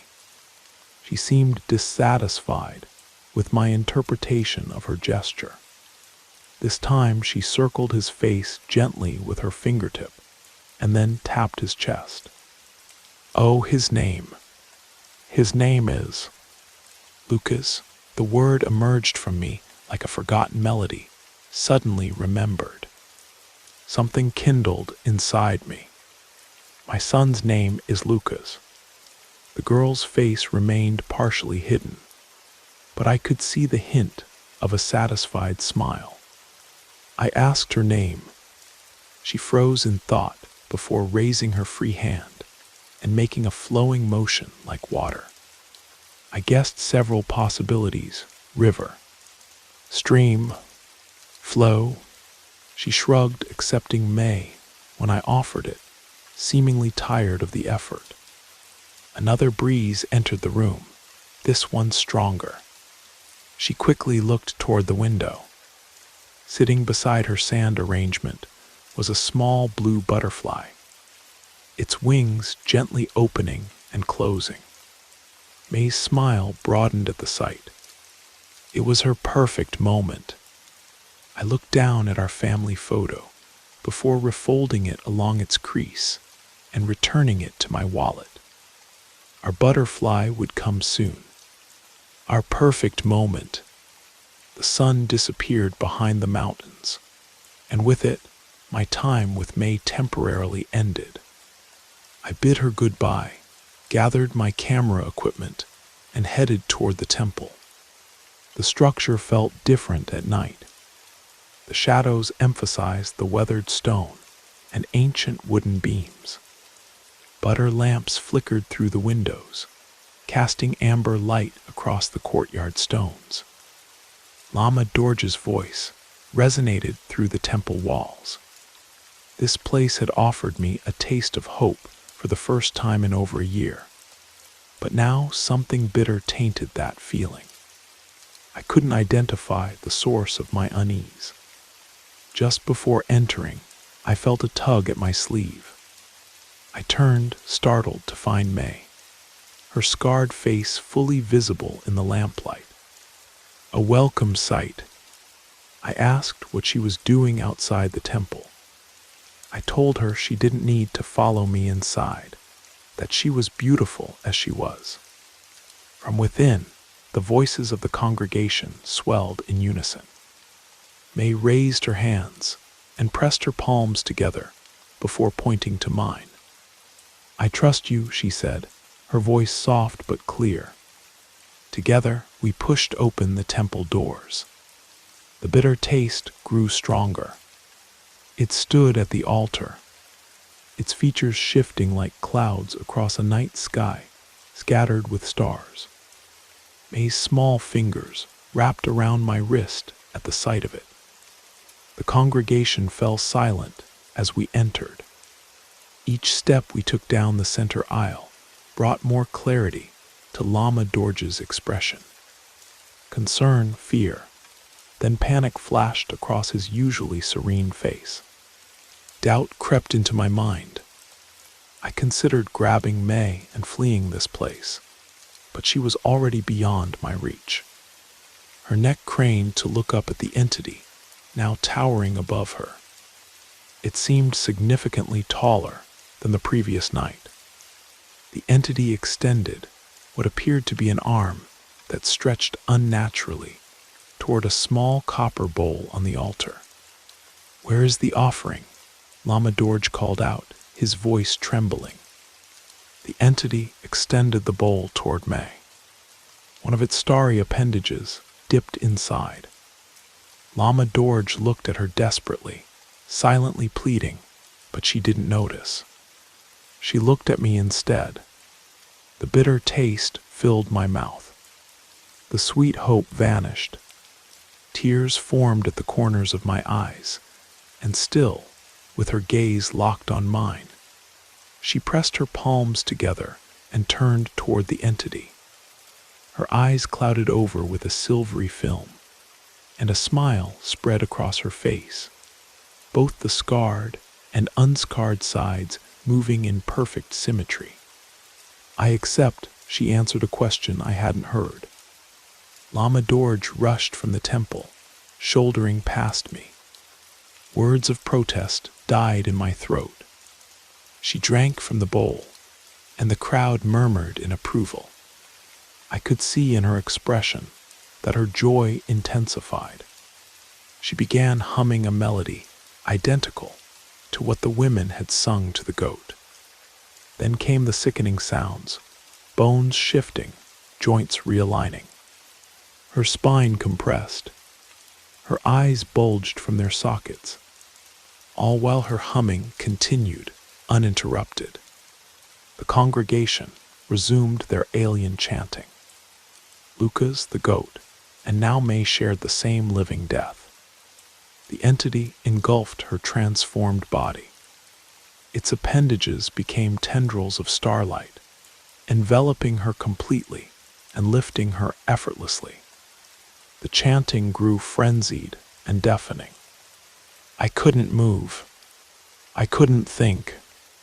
I couldn't breathe as the entity's form opened like a cosmic flower, drawing May's distorted shape into its center, until the humming faded to silence.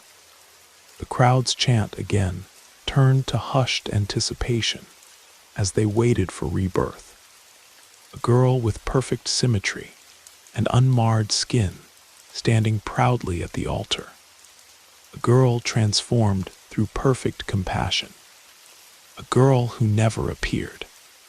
The entity glided from the altar and through the back door.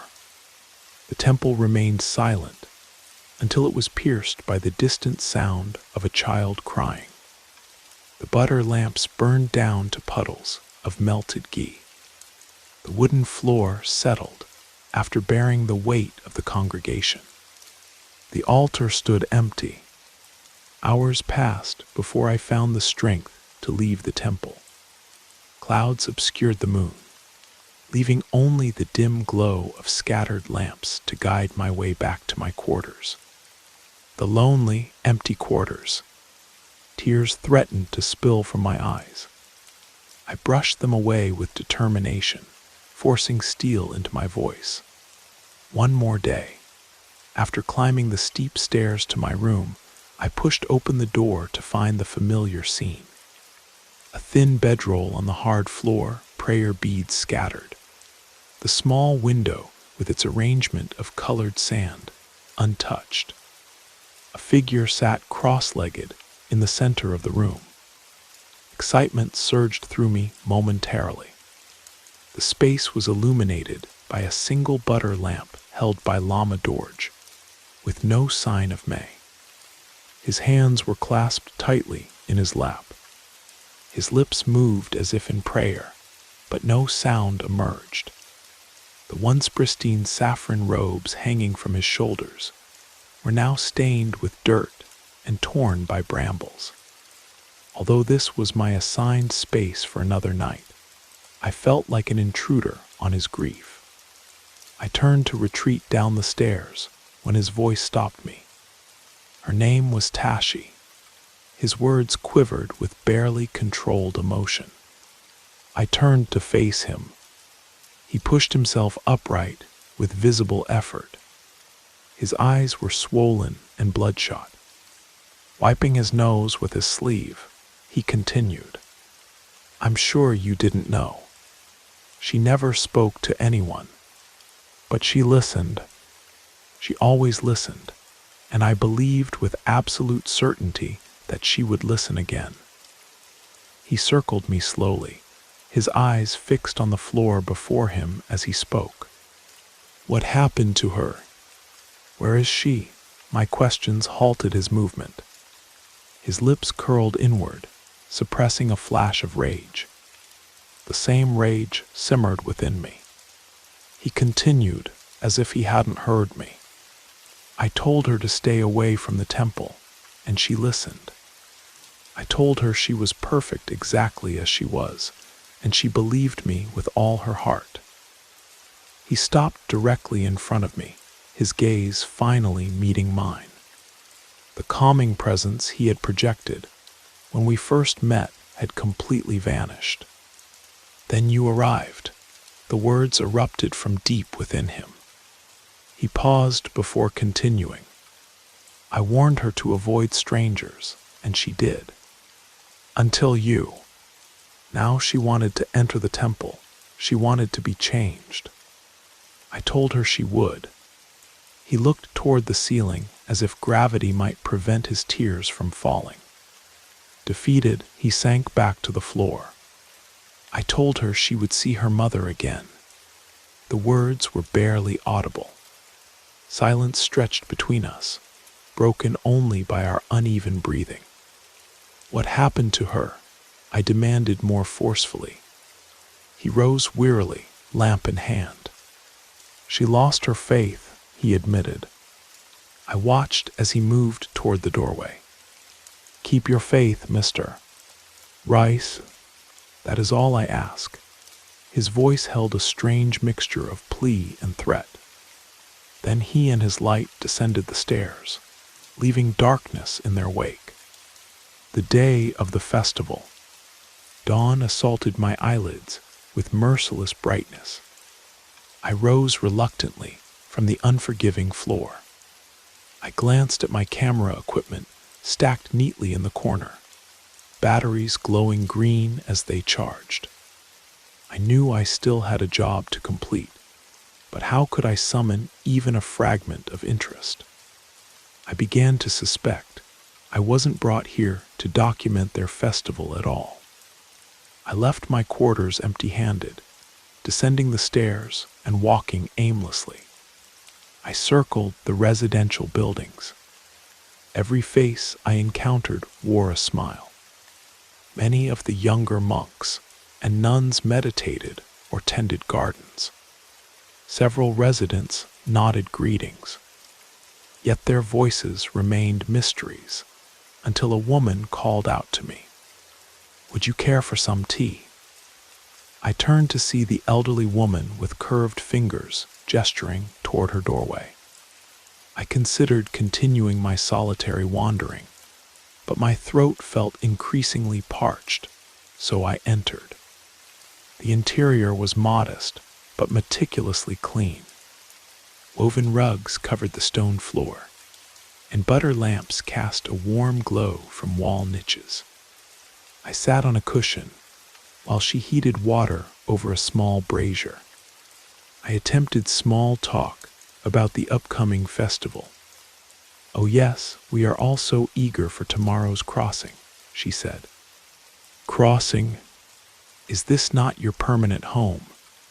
No, we've all just been temporary visitors, most for about a month, except for you. I remember when Lama Dorj finally contacted you. He tore his best robes climbing down to the village for a signal. My stomach churned. I tried to warn her that we needed to leave this place immediately, that none of us would survive if we remained, that our fate would mirror Tashi's. The sickening sound of her bones, reshaping, echoed in my memory. The woman's expression shifted, not to fear or concern as I had hoped, but to sympathy as she tapped her permanently curved fingers against her teacup. I was deeply saddened by what happened to the child, but we were all promised healing, and we have the faith to receive it. Evening descended with an atmosphere of heavy anticipation. People gathered in the stone courtyard for the beginning of the festival. Butter lamps hung from wooden poles, arranged in a circle, casting pools of golden light across the gathered community. The soft light illuminated faces filled with expectation, laughter, and joy as they moved in rhythmic dance to the sound of drums and bells. A monk with one withered arm played a haunting melody on a bamboo flute. I stood outside the circle of light. My camera equipment remained in my quarters. There were no perfect compositions here. I watched the boundary of forest and mist surrounding the monastery. I had contemplated making the descent back to civilization 1,000 times that day to escape what I suspected would be a horrific display. But each time I looked at the pathway, it seemed to blur and shift, like there was truly no route down the mountain. We were all trapped. A figure approached from the temple path. I tensed at the thought of the entity's approach, but this silhouette was clearly human. It was Lama Dorj, balancing 2 trays of identical copper bowls in his hands. His robes were still disheveled from the previous night. Now is the time for liberation, the moment to release our karmic burdens and achieve perfect form. Please take your bowl, everyone, Lama Dorj called over the gathering. The crowd did as instructed, each person taking a bowl and stepping away from the cluster that formed around him. The group dwindled until 1 bowl remained on the tray. Lama Dorj caught me in his gaze instantly. My spine stiffened as he approached. The final bowl extended toward me. "Have faith for your son," he whispered through clenched teeth, pressing the bowl against my chest. I accepted it and considered his words. Despite what happened to Tashi, could this still be the only chance Lucas had? I looked down into the bowl. A dark liquid like liquid night reflected my face back to me. I watched as my features distorted with the gentle rippling of the surface. "Drink, and you shall be reborn through compassion," Lama Dorj proclaimed to his followers. One by one, they consumed the dark liquid, faces filled with absolute conviction. My own reflection stared back at me from the bowl's contents. I turned and walked toward the abandoned well, tipping the bowl over its edge. The sound that followed, however, was not liquid splashing against stone. It was something entirely different. I peered over the stone rim to investigate. Horror awaited me. At the bottom lay a grotesque mass of twisted bodies, human and animal alike. Contorted limbs and misshapen torsos formed a nightmarish tapestry. Near the top of this abominable pile lay a small form with bulging eyes and burn-scarred face. Skin pulled tight against bone, empty of life. I ran for the mountain path, rushing past the doomed congregation, as they finished their poison. A haunting melody rose from the throats of the most eager, a prelude to the symphony of breaking bones that would follow. I gave myself no time for pity. The pathway was just yards away and growing closer. I pushed aside the overwhelming sensation of being trapped. Escape consumed my thoughts, even if I had to force my way through an invisible barrier. The space between the prayer flags, marking the descent, opened before me, as easily as missed parts before a hand. I realized then that the barrier wasn't created by the entity, but by my own terror. But true peace lay much farther down this mountain. I refused to slow my pace. The rocky path tore at my shoes and scraped my hands when I stumbled. The sting went unnoticed as I focused solely on distance. My lungs burned with the thin mountain air. My legs ached with each desperate step downward. After what felt like miles, my body finally began to register the damage from my reckless descent. I collapsed against a boulder. It had to have been at least an hour. The monastery had to be far behind me. Surely the jeep station would appear around the next bend. I glanced over my shoulder, half expecting the cosmic horror to materialize from the mist and consume me entirely. Instead, there was only emptiness and silence. Only the distant call of mountain birds broke the stillness. Resting at my feet was a small pool of clear water, undisturbed by my frantic flight. In my exhausted state, the sight of water was salvation. I cupped my hands and brought the cold mountain water to my face. A reinvigorating chill steadied my breathing and cleared my mind. Though tempted to drink, the small debris floating in the pool gave me pause. When the water stilled after my disturbance, the last light of a terrible day reflected my face back to me. The familiar features I'd seen all my life seemed somehow profound in this moment. I reached into my pocket and withdrew my wallet. I pulled our family photo from its protective sleeve. Lena and I, pretending happiness over a carefully folded blank space. Slowly, I unfolded the picture, banishing the emptiness and revealing Lucas to the image. One of the few times I had allowed him to be visible in our family portrait since it was taken.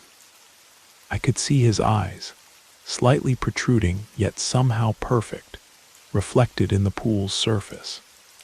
His thin, misaligned limbs that had never crawled or reached for toys. His compressed torso that struggled with each breath. An army of guilt advanced upon me, piercing spears of shame behind my eyes. My sorrow escaped in silent tears that rippled the pool's surface. My lips trembled with the weight of my failure. I returned the photo to my wallet, leaving our family whole. The crease remained, but the sight of the three of us together cooled the burning in my lungs, eased the pain in my legs, dulled the sting of my scraped hands, and for the first time since Lucas's birth, prevented the stab of shame in my heart. My journey downward continued with renewed determination. No longer was I merely fleeing the horrors of the monastery, but returning to my family. The thought of seeing them again brought unexpected joy. The air felt lighter, the birds' calls more melodic, the mountain path more navigable. After only a few minutes of walking, the forest opened to reveal a small plateau where jeeps awaited travelers. My rental vehicle stood exactly where I had left it. Home suddenly felt within reach. I searched for my keys when I noticed something on the far side of the clearing.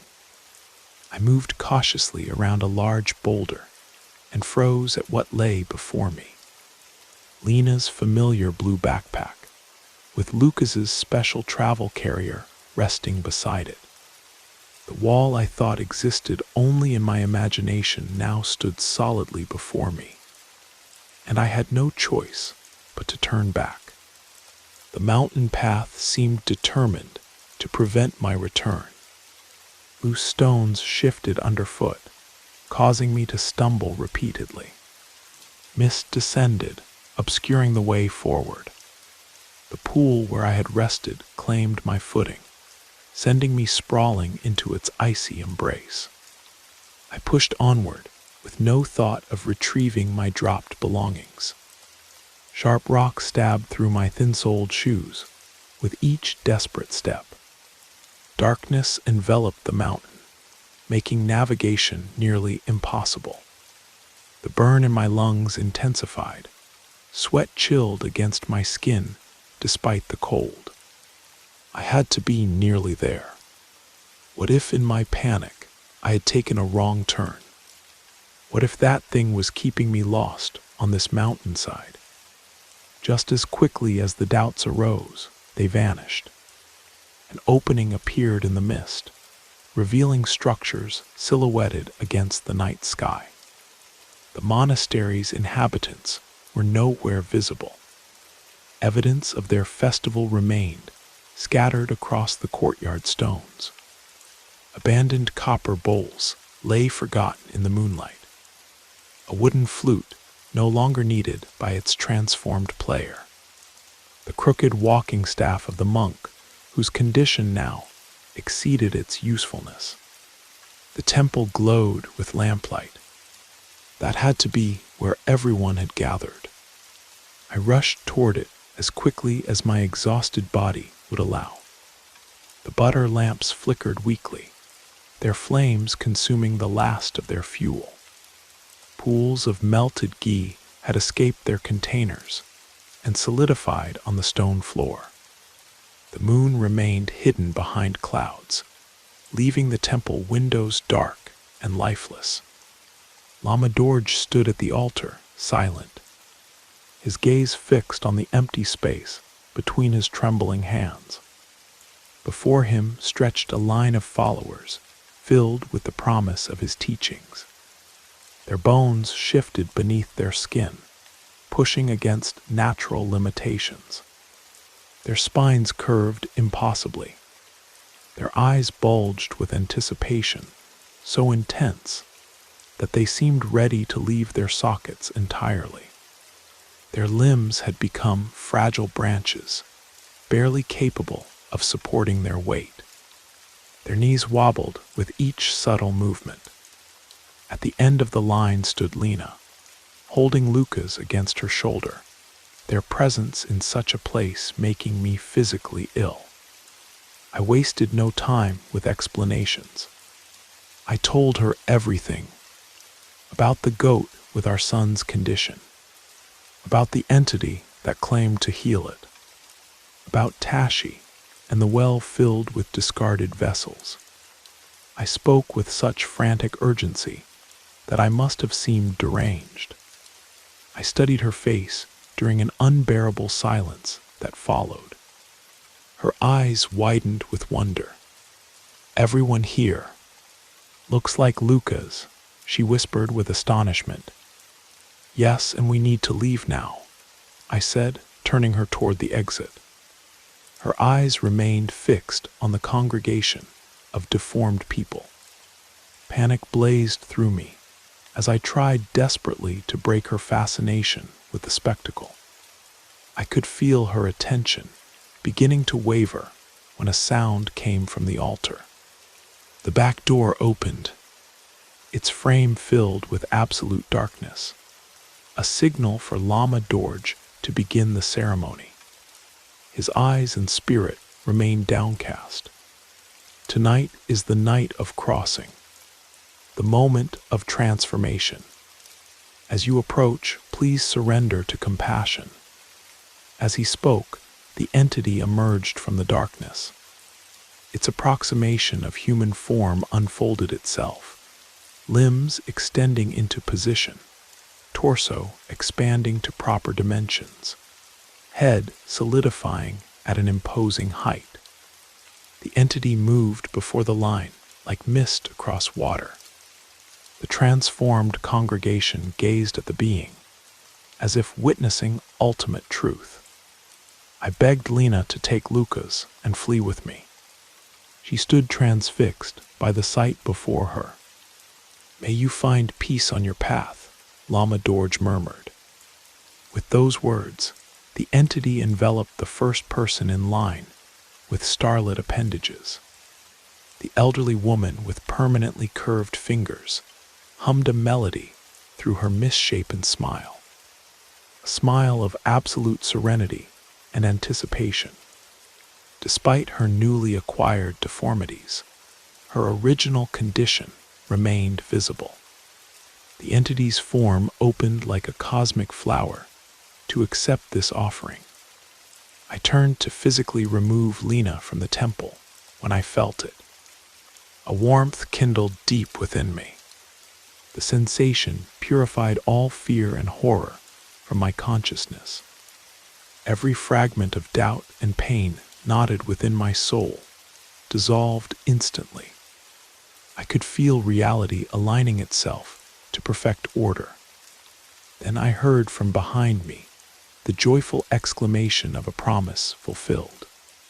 I turned toward the altar. The butter lamps burned with renewed intensity. Their golden light banished the shadows that had dominated the chamber. The elderly woman who moments ago had been a twisted collection of misaligned limbs now stood beside the entity, dancing. Her once-curved fingers extended fully as she clapped in perfect rhythm. Her joy was uncontainable, a tangible force that filled the room. Tears of happiness streamed down her face as she celebrated her rebirth. She moved with the grace of someone decades younger, her hands perfectly straight and functional. The sight was miraculous.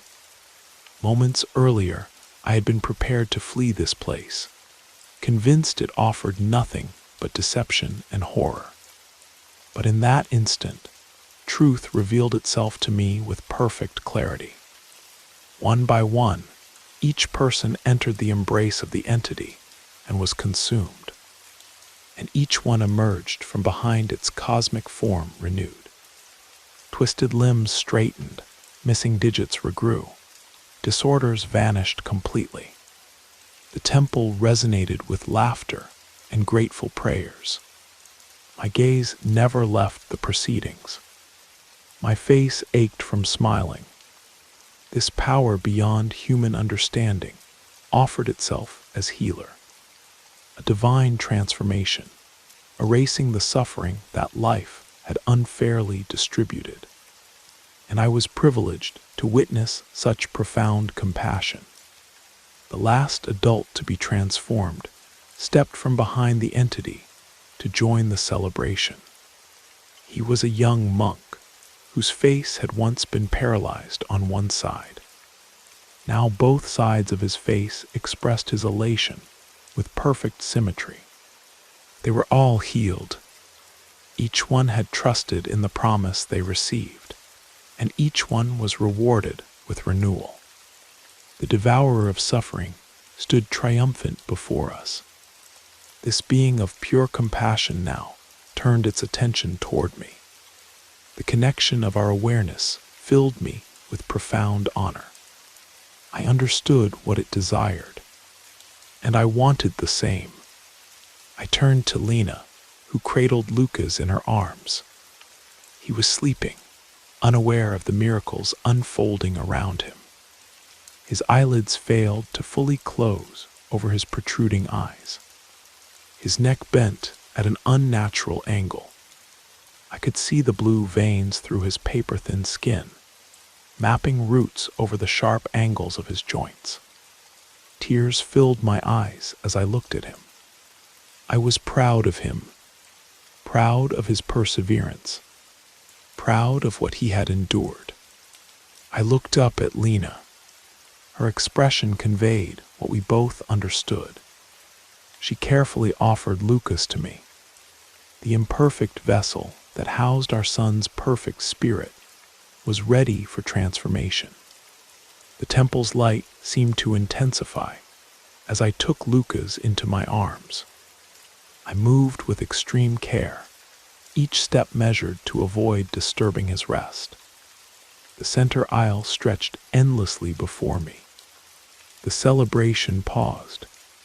The newly transformed congregation watched with compassionate smiles, ready to welcome him into their perfected community. They began a gentle chant in hushed, reverent tones. The foreign language sounded like music to my ears. Listening to their harmonious voices, I realized this must be the language of enlightenment itself. The realization washed over me like warm sunlight. The entity towered just feet away.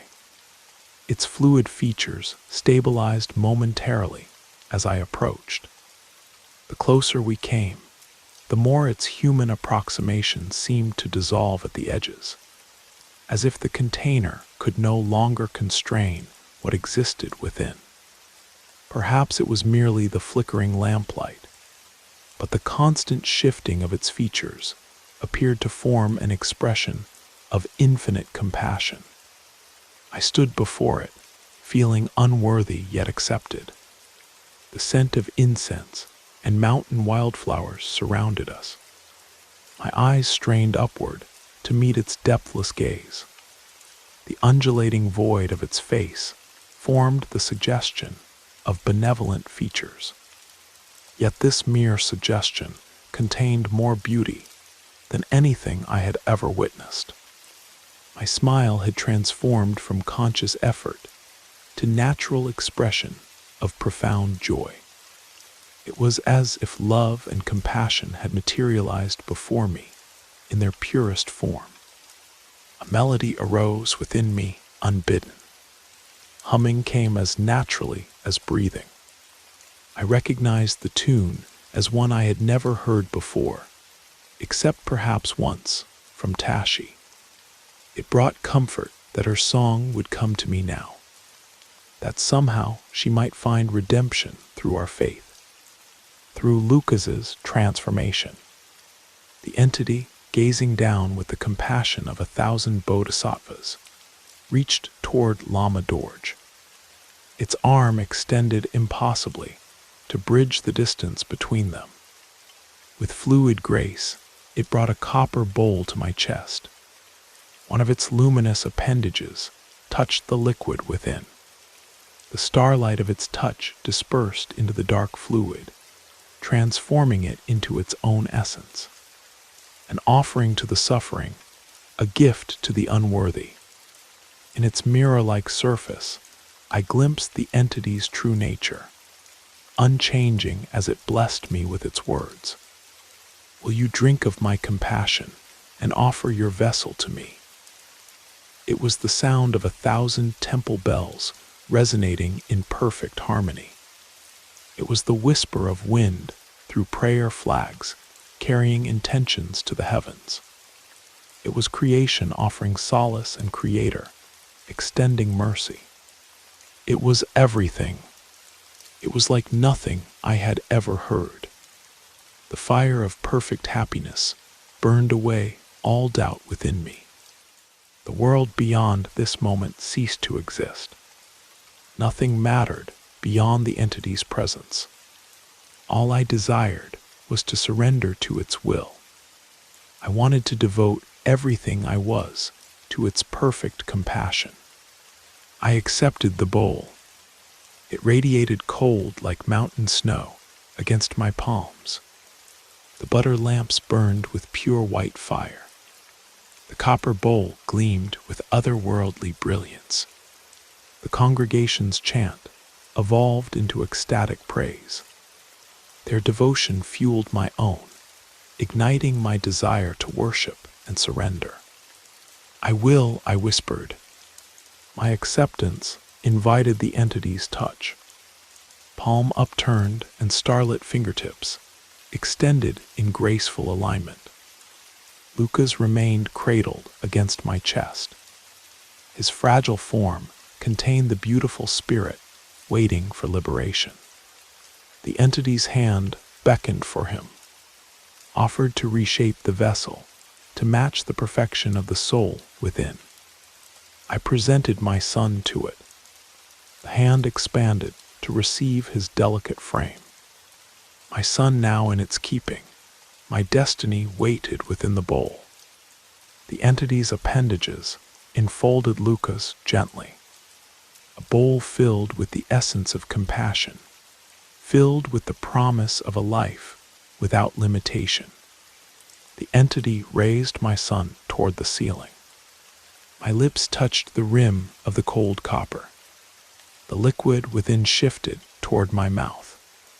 The congregation's chanting reached a crescendo. The entity's form opened to receive Lucas. I saw my reflection in the dark liquid. The image was still for a heartbeat. Captured in its surface was a moment of imperfect truth. The stubble on my chin grew unevenly, like weeds in neglected soil. Tears had been streaming down my face without my awareness. Tears that cleared my vision, allowing me to see with sudden clarity. In an instant, the white flames of the butter lamps became their dying yellow selves once more. The sweet scent of incense transformed to the stench of decay.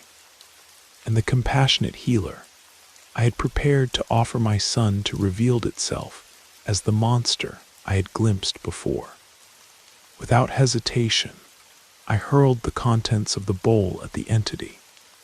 The liquid sizzled against its form, releasing acrid steam into the air. A sound like the mountain itself splitting open erupted from the depths of the creature, before its starlit shape collapsed into formless shadow and retreated through the back door. Lucas plummeted from above. I lunged forward in desperate panic, arms outstretched to save him from the unforgiving stone floor. The sound silenced the temple completely. Even the flames of the lamps ceased their dancing. Only my ragged breathing disturbed the stillness. I felt a weight in my arms. His weight. Lucas was safe. I clutched him against my chest, grateful beyond words for his safety. Lena rushed to us and wrapped her arms around us both, truly together for the first time. A wail of unimaginable grief shattered the silence. Lama Dorj rushed to a small form lying motionless where the entity had stood. He fell to his knees and gathered the figure into his arms. It was a child. Once it had been a child, a girl no older than 7, judging by her size. Her body showed signs of advanced decay, with bone visible through deteriorating tissue. Her clothing hung in tatters around her small frame. Yet Lama Dorj cradled her, as if she had just died in that moment. He stroked her remaining hair with trembling fingers, watching as strands came away in his hand. A father who had lost his daughter, holding the empty vessel that had once contained her spirit. I took Lena's hand and Luca's into my arms and walked down the center aisle toward the exit. You took my daughter. Now you've denied my wife's return. Her spirit belongs in that body you hold. Not that twisted thing, Lama Dorj shouted through his anguish. His final desperate plea echoed through the empty temple. His congregation undoubtedly withered at the bottom of the abandoned well. His faith finally revealed as delusion. 2 weeks after our return, the moon rises outside our bedroom window. I give Lena a gentle kiss and offer to put Lucas to bed so she can rest after her first day back at the university. I carry him carefully up the stairs, listening to their familiar creaks. He is as beautiful as he has always been. I feel grateful each night that I can recognize this truth. He fusses slightly as I settle him into his crib, so I decide to soothe him with a story. However, before I can select a book from his shelf, he grows quiet. The small exertion has depleted his limited energy, and he drifts toward sleep. His chest rises and falls in delicate rhythm. I can hear the soft whisper of breath through his nose. I place my hand on his head, gently stroking his forehead with my thumb as he relaxes into deeper slumber. As I watch over him, I hear a tune, a familiar melody carried on the night air. Perched on the windowsill is the musician, a small blue butterfly, wings opening and closing in perfect time with the song that was never there.